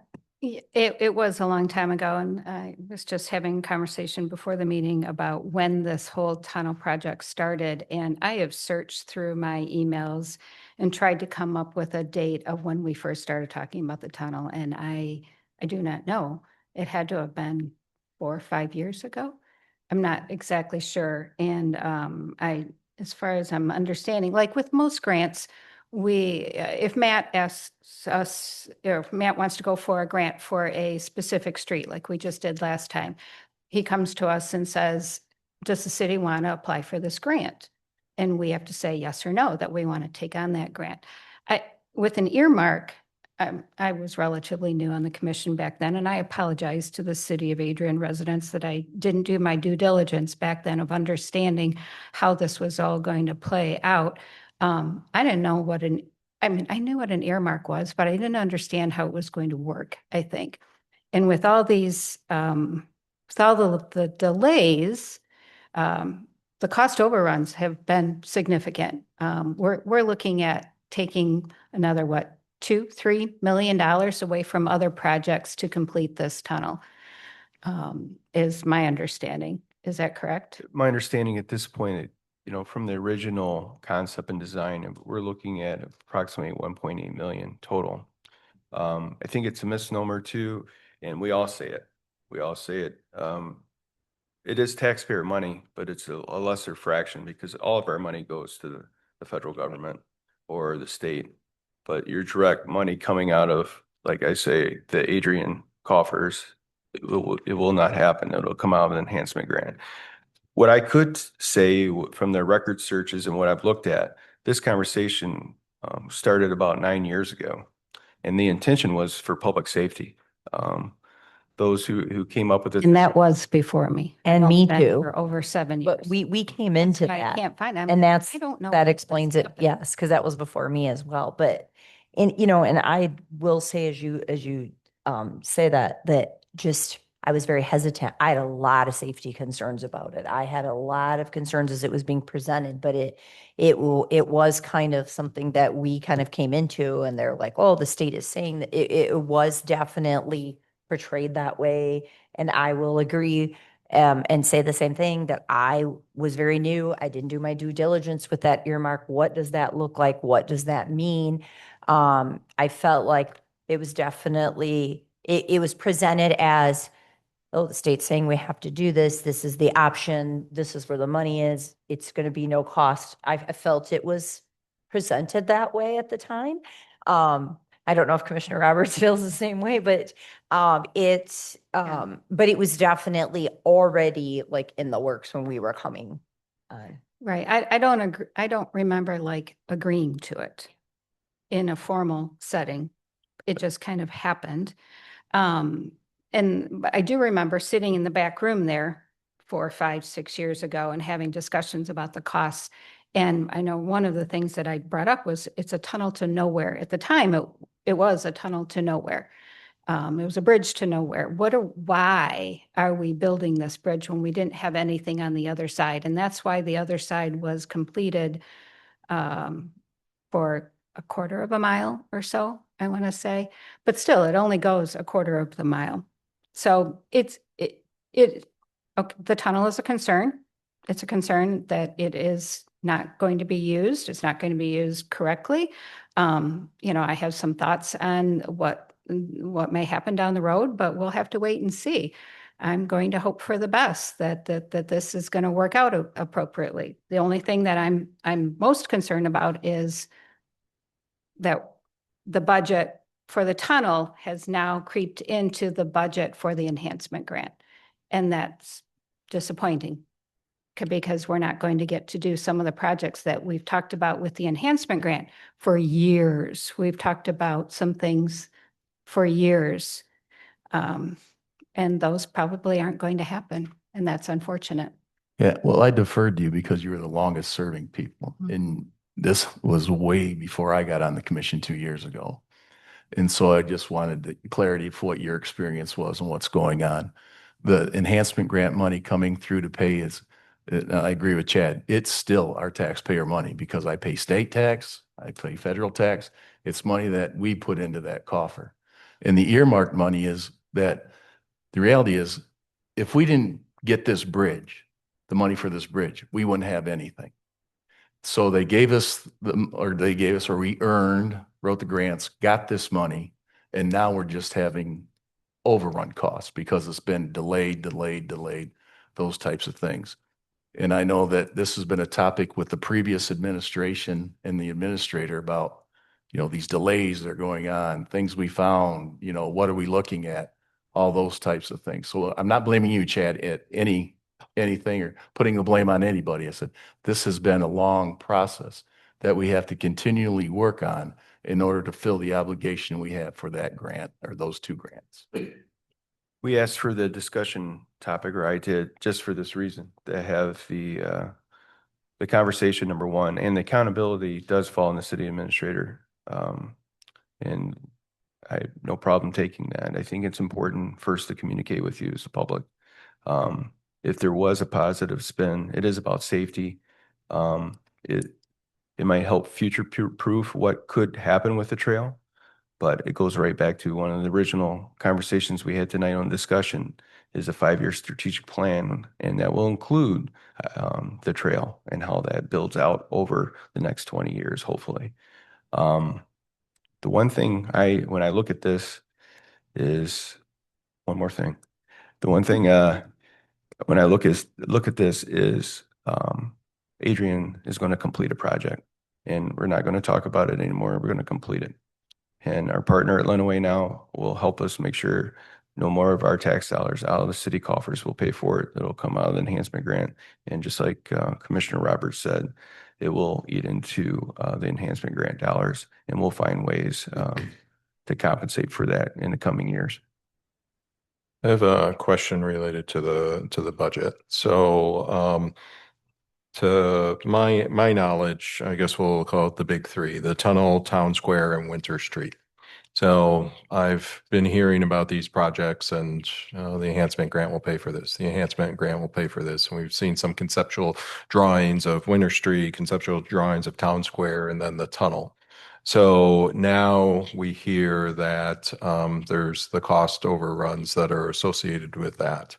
But I don't see a budget for an adjustment of those cost overruns. And then I guess my next question is, so we're giving you authorization to make a change order, but who's making the decision to allocate the funds to the tunnel, and how much is being pulled from Town Square or Winter Street as a result of this? And so essentially Lenawee now pulling the strings and making all those decisions and saying, we're going to put this much here, because we haven't talked about any of that. Yeah, that's a great point. When I came in the office September 22nd of 25, one of the things that we agreed to, or I asked for and the commission agreed to, is to have a forensic audit. The forensic audit has a recommendation, and just like all good things, checks in the mail. I am coming back to this arena here to speak to the forensic audit.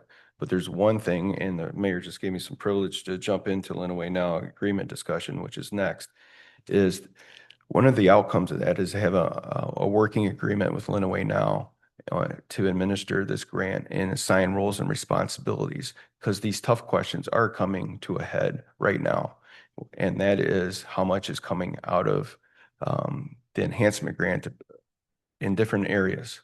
So the budget you haven't seen is just being formulated now, in my mind, to be solidified through a discussion topic tonight. Is I'm going to come back at some point. Burke is working on a draft. We're going to work with MEDC to see if that was their original intent.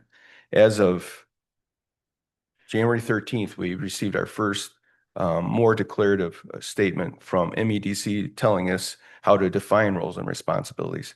Keep in mind that agreement was signed in February of 2024. I'm talking about January of 26 is when we were told we're going to have to work this out with Lenawee Now. So over the last week, our city attorney's working on a draft. I wanted to have this discussion tonight to see, make you more aware that there will be an agreement between Lenawee Now and my office and our staff for this commission to understand how to expend the rest of those funds. I will say the roles and responsibilities were not defined well enough for us to understand how to answer that question exactly, Commissioner Binky.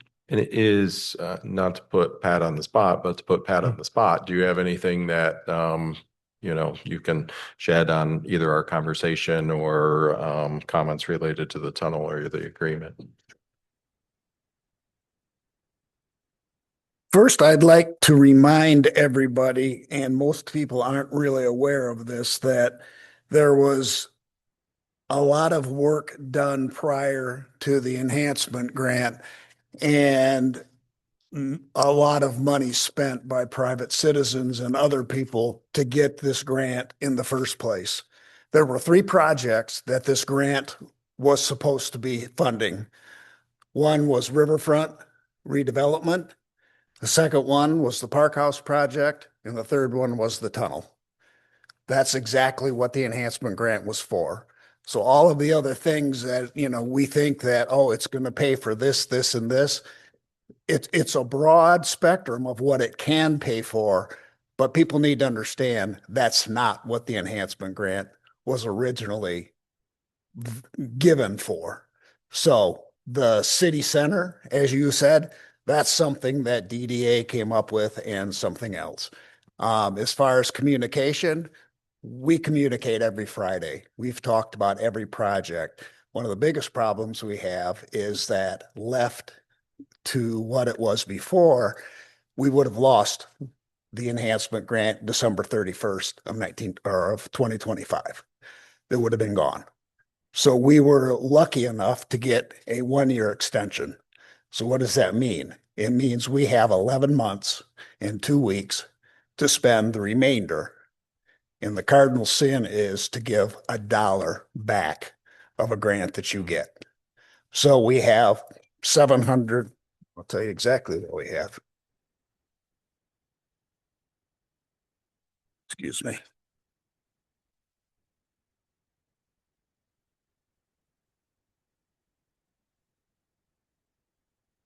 To date, we have expended $7,059,435. And as far as working together, up until recently, and I give Chad and Lisa a ton of credit for trying to get this back on track. The previous administration took liberties, I think, that were a little beyond what they should have.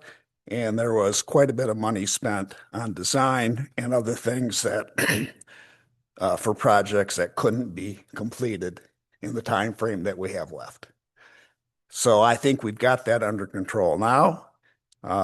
We do have $7,936,166 remained to spend.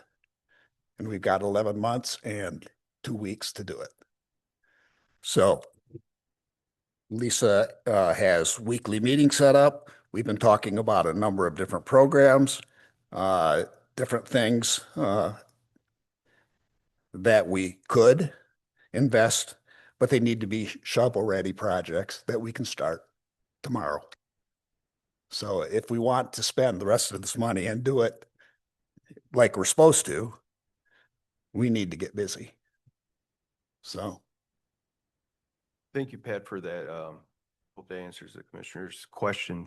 I think it's important to understand that the agreement that we're going to propose will be hopefully reviewed timely.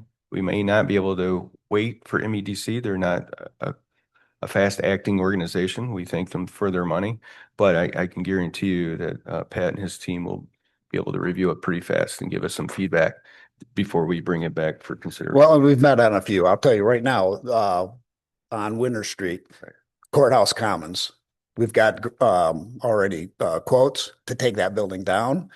We've got quotes to do the vapor mitigation that needs to be done.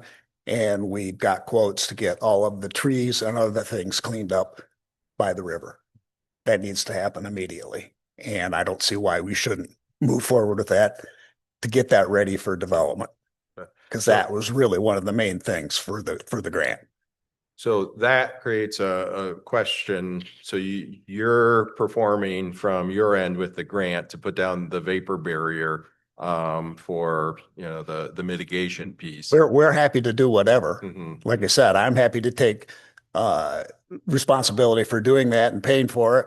The city's not going to pay a dime. Uh-huh. That's one thing people have to understand. This is not a penny is being spent out of the city coffers for any of these things.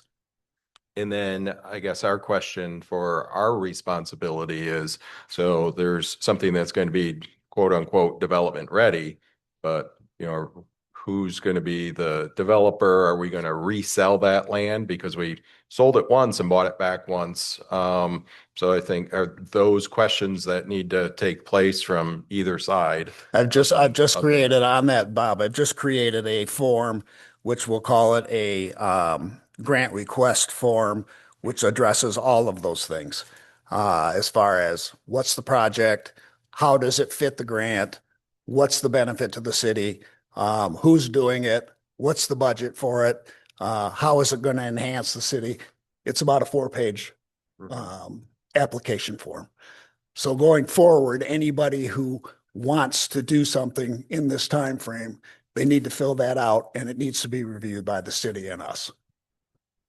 I think it's important to market so to speak, here, explain what we're doing in collaboration with Lenawee now, but also we're going to see a lot of Pat Farber, I believe, in the near term because we have 11 months and we want to make sure the commission represents the people seeing the projects that are being completed to enhance the city.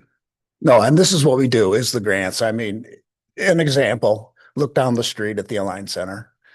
That's one of our projects. That was a grant. We have handled about $32 million worth of projects for the city of Adrian specifically in the last 3 years. We know what we're doing. We know how to do it. What we can't have is people slowing down good things because, you know, right now, just for everybody's edification, the Park House project is basically done. The new playground in the back here is done. The purchase of 227 Winter Street is done. The Winter Street parking lot is done. We've got some design work that's been done on Maiden Lane design. 120 Main Street, done and down. Main Street demo. Now that was something that I wasn't involved in. And that was one of the problems I think we had is we basically got the bill when things were done. We were not in that conversation in the beginning. We need to be because legally we're responsible for the grant. So those were the two buildings that came down where across from Park House? Yes. That one.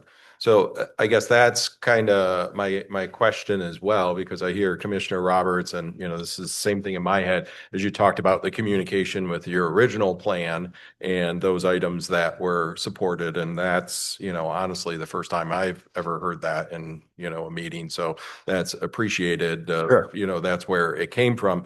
But also, you know, from my spot here, and seeing the presentations that we received from city staff over the time and seeing work that was taking place from the DDA talking about Town Square, you know, I guess I was like, that's a great investment for this.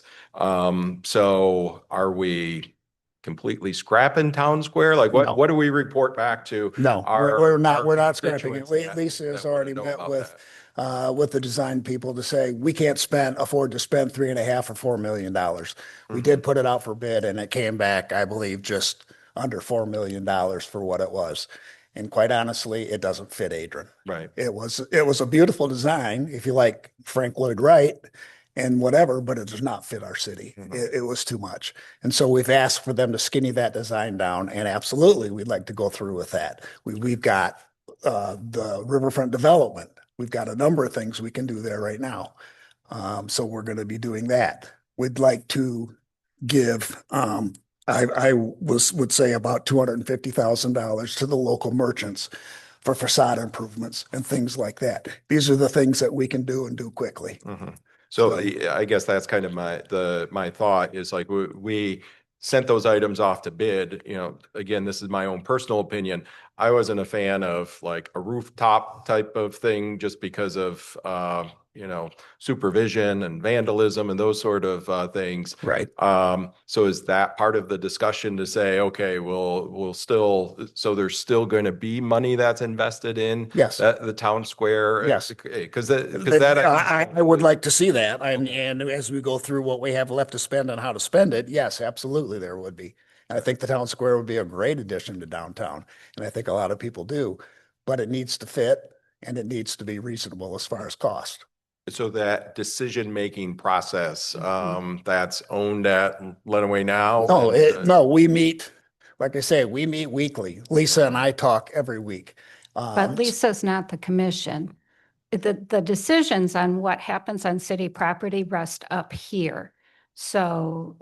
And that's what they'll be asking for permission to do these things. We're just saying what. Just making sure. As far as the development director and ultimately the one in charge of DDA, she is the go-to person for me to say, does this make sense?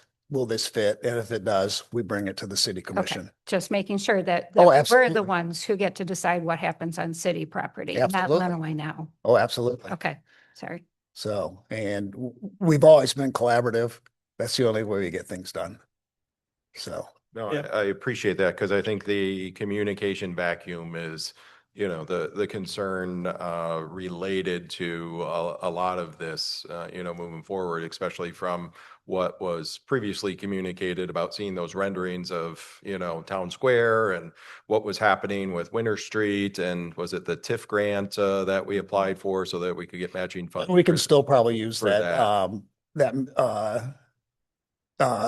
grant from the state for some of that if we can get an extension on it. But, they had $5 million baked into the enhancement grant for what they call the bike loop, Mhm. which and it couldn't be finished in the time frame that we had for the grant. Mhm. So whatever, $300,000, $400,000, 500,000 we spent on design and work like that, it was kind of waste. And are you confident that you can spend that money in 11 months? Oh, I'll spend the money. Okay. You can spend the money. That's what we do. All No, right, and there are plenty of projects for blight removal, for enhancement for downtown, for painting the buildings, for new restaurants, other things going on. There's plenty of money. Plenty of opportunities to spend the money, but we need to do it in an expeditious manner.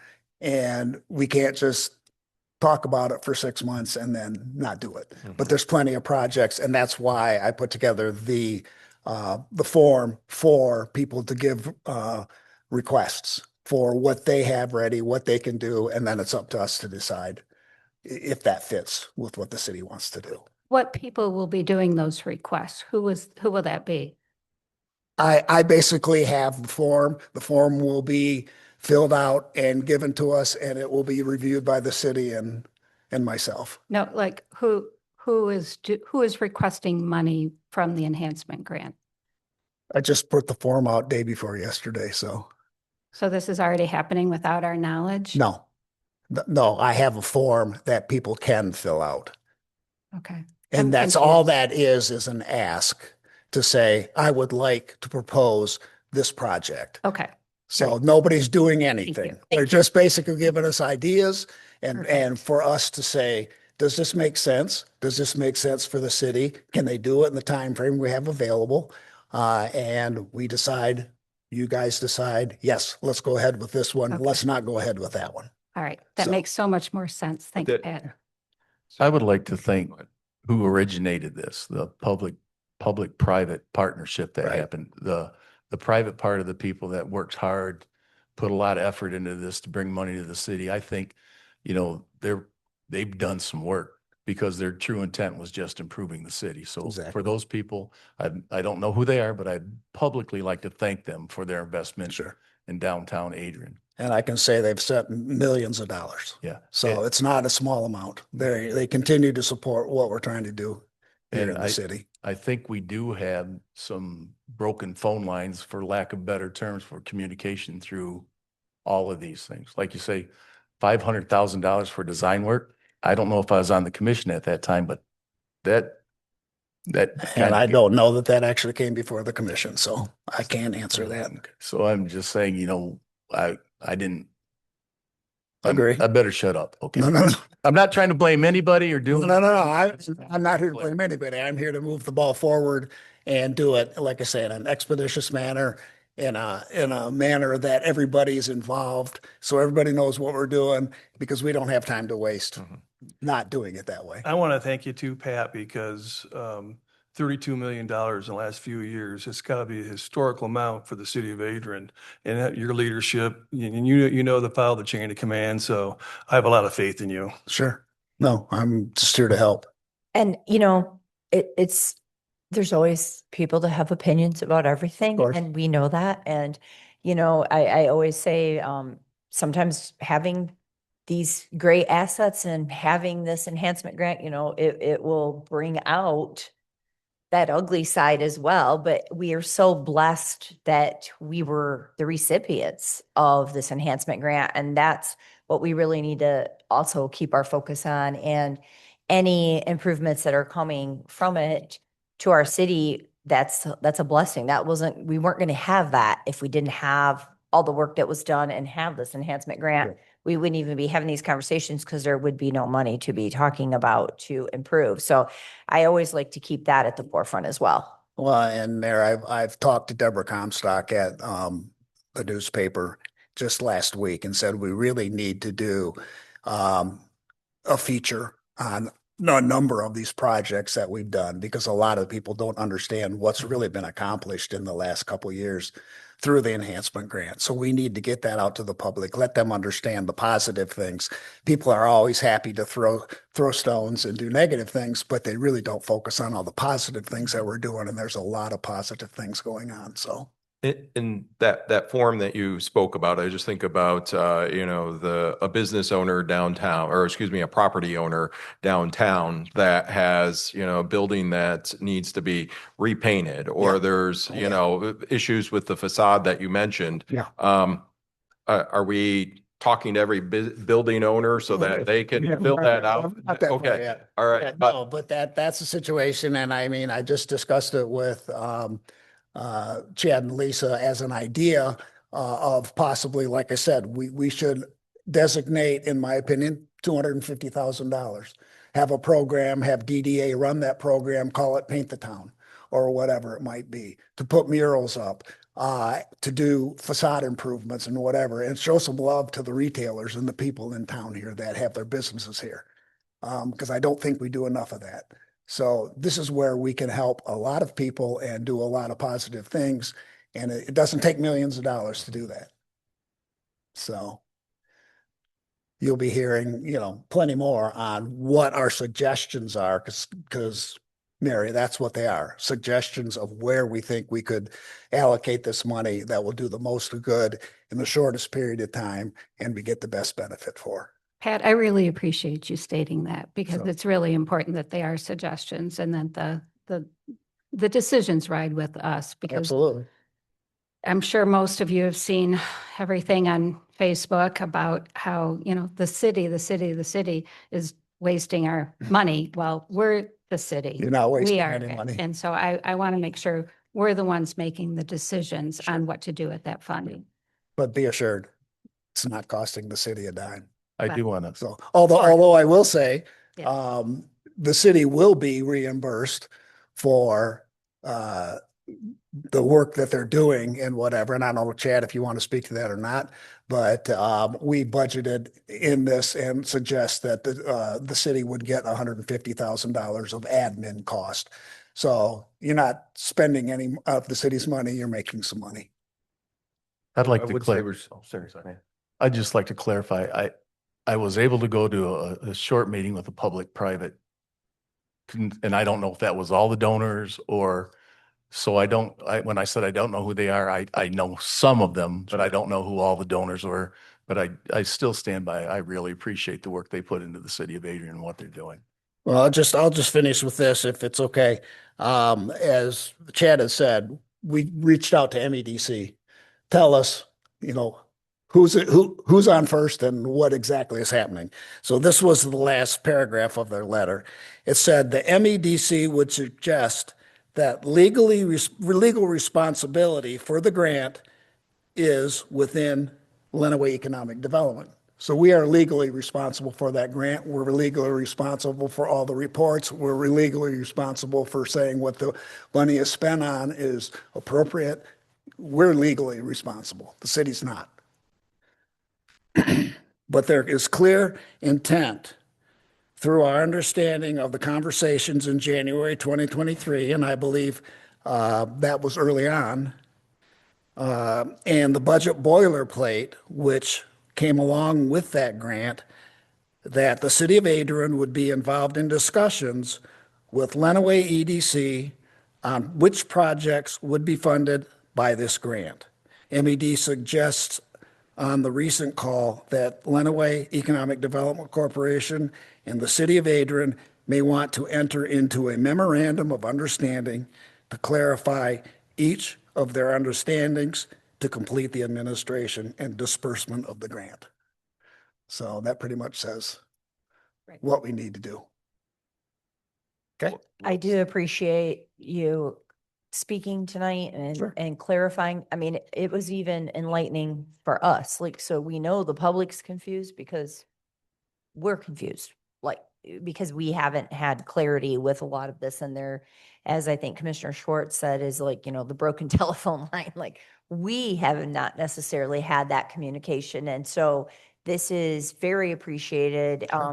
We really are grateful to have this, Chad, doing such a great job and also communicating with us and communicating with you. And, I just want to thank you for that. We just want to make sure we spend every dime of it and it goes to good place to make Adrian better. So, and I'm happy to, if any of you want to meet with me or whatever, I'm always open to talk about any of the projects. Just one last question, one more thing, it's the theme of the night. Related to the possibility of an extension, another year extension, is that something that's being explored, or is We that will, possible? we will of course explore every option. At this point in time, it's December 31 of 26, but we're certainly going to look into the possibility. Thank you. And so another thing which I'm not concerned with, but would like to see is the grant was given in two tranches. First tranche, we're winding down how much of that is spent. And with all the noise that's going on at MEDC and who knows what, we want to make sure we get the second half of that grant where it should be and not sitting in MEDC. So. So we haven't received the second? No. Okay, No. that's. No, it was a 50-50. Once you spend the first 50, then you get the second. Gotcha. So, any other questions I can answer? Thank you for your time, commissioners. Thank you. Thank you. Are there any other items? Yeah. I know it's been a long meeting so far, but Oh, yeah, I just think that something we may want to talk about later is, the 250 United States, Mayor, you did an excellent job, and Mary did an excellent job with the cities. I think that we could do something great just for the 250th coming up this year, something around July 4th. I don't say we have to do a huge thing, anything like that, but some type of recognition in that I think would behoove us. did all of you receive the email that I sent to you? Couple From of, from River Raisin Yes. Ragtime Review Mhm. and all the stuff that's already happening. Mhm. I sent it to all of you a couple of weeks ago because I'm probably going to be on their board. And so, yes, there's a lot of things that are already happening. If you haven't received it, I will find it and resend it to current commission. So it came out, I don't know, a couple of weeks ago. And I know that, sorry, Carolyn Marr, who always helps with the 4th of July parade. But I do know that I remember 1976, because yes, I am that old. I remember it very well. And I was in that parade, and, there was a lot of people that were, dressed in period, like through the years of our country, and just a lot of floats and a lot of participation. And, I know that our 4th of July parade this last year was really great and had a much better turnout because it was our bicentennial. So I'm really hoping to promote, and I was going to talk, I didn't want to put her on the spot, but I was going to talk with Carolyn Marr later about that, about, really trying to work together to also make this parade, as good or maybe even better for our nation's 250th. And I appreciate other people, but I just think that it's very important that the city take some leadership role in what's going on. Yes. I agree. I know Matt has looked into kind of the rollout of hopefully having Monument Park complete with the restoration. That would be nice. And then some discussion, looking into the cannons, any updates, possibilities with that. But yeah, I think any of those items on the table are good thoughts. Thank you. Moving on to the consent agenda. May I get a motion to adopt the consent agenda? So moved. Support. We have a motion from Commissioner Roberts with a second from Commissioner Banky. Roll call, please. Commissioner Banky, Yes. Commissioner Moore, Yes. Commissioner Schwartz. Yes. Commissioner Chesser? Yes. Mayor Heath? Yes. Commissioner Roberts? Yes. Commissioner Zeik? Yes. Motion carried. Moving on to our regular agenda under resolutions. Resolution R 26-003 is from Community Development. It is a resolution to award a bid for the demolition of 227 North Winter Street and authorize the Community Development Director to execute documents related to the demolition. May I get a motion to adopt the resolution? So moved. Are there any commissioner comments or discussion on this?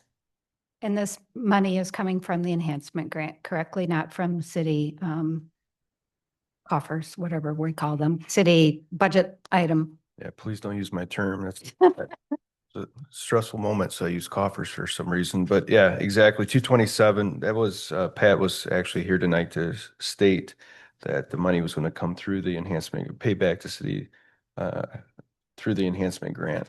But he did say in his comments tonight, the city won't pay a dime. Yep. Thank you. We have a motion from Commissioner Roberts with a second from Commissioner Moore. Roll call, please. Commissioner Moore? Yes. Commissioner Schwartz? Yes. Commissioner Chesser? Yes. Mayor Heath? Yes. Commissioner Roberts? Yes. Commissioner Zeik? Yes. Commissioner Banky? Yes. Motion carried. Resolution R 26-004 is from Engineering. It is a resolution to renew an agreement with the Manick and Smith Group for engineering services. May I get a motion to adopt the resolution? So moved. Support. Are there any commissioner comments or discussion on this resolution?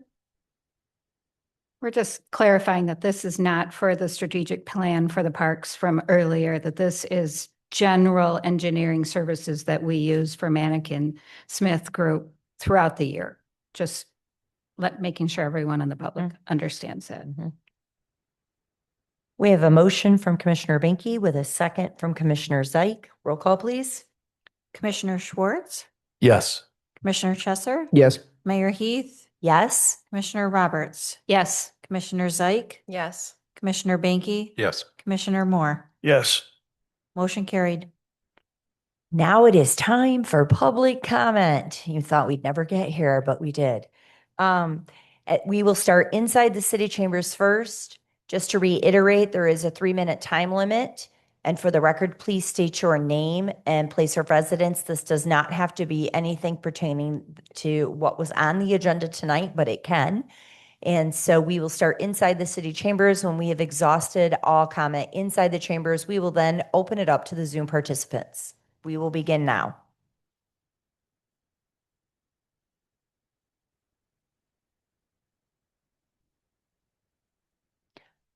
We will now open it up to the Zoom participants.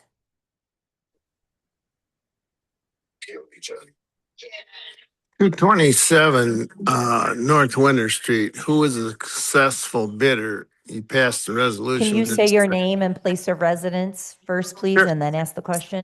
Sure, it's Tom Neal, Adrian City resident. Who was the winning bidder at 227 North Winter Street for the demolition? We can address this later during commissioner comments and ask the city administrator. We don't comment back to public comment, but it has been noted. Hey, thank you.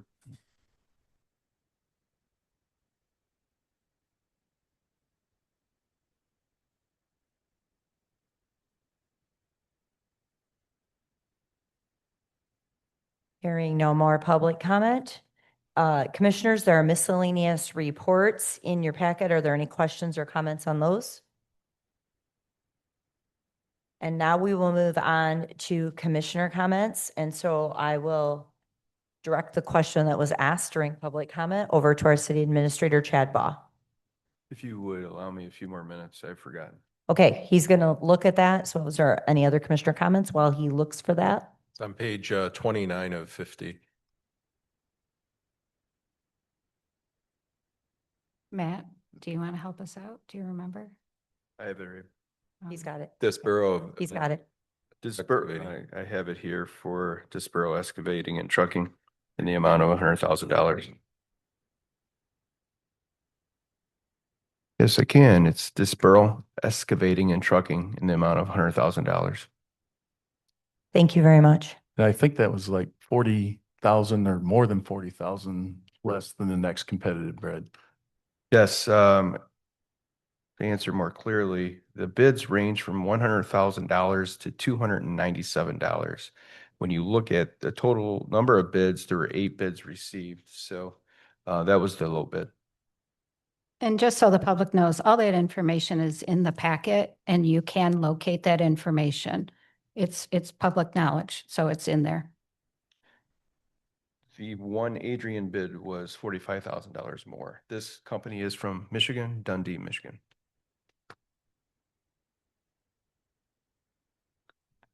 I'll do an update on the Community Academy. I was not able to attend the first night, but I understand that Chad and Angie and Bob did a fabulous job of giving a tour of City Hall and City Chambers, discussing all the roles. I was able to attend DPW and Matt's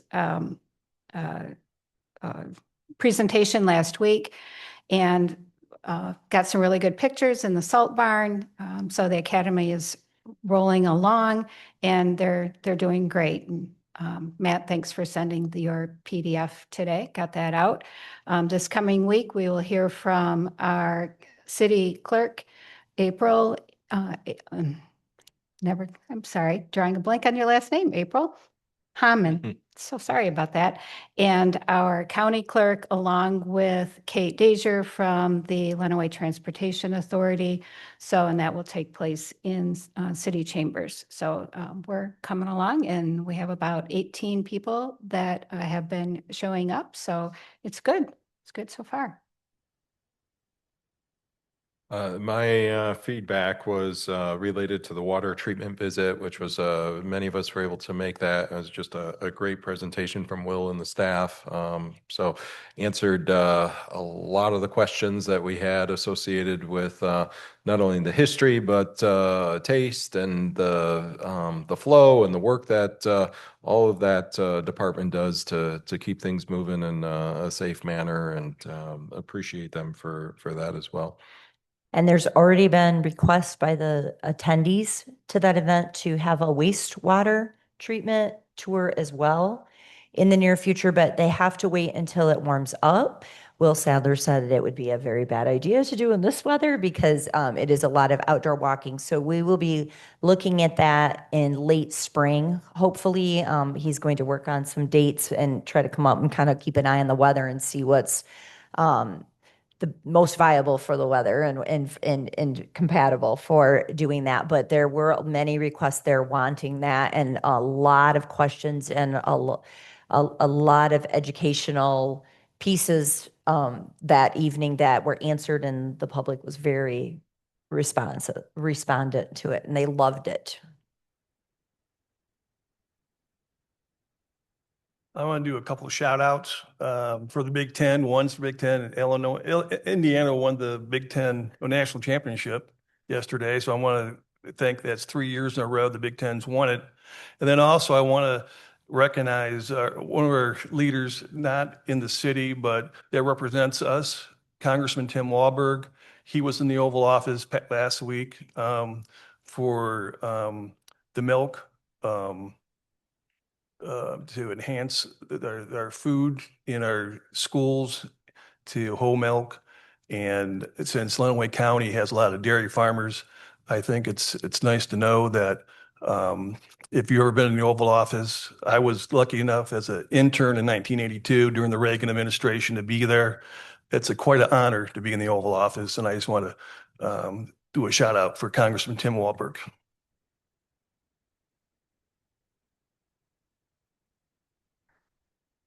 All right. Well, one more. Just kidding. I'm just kidding.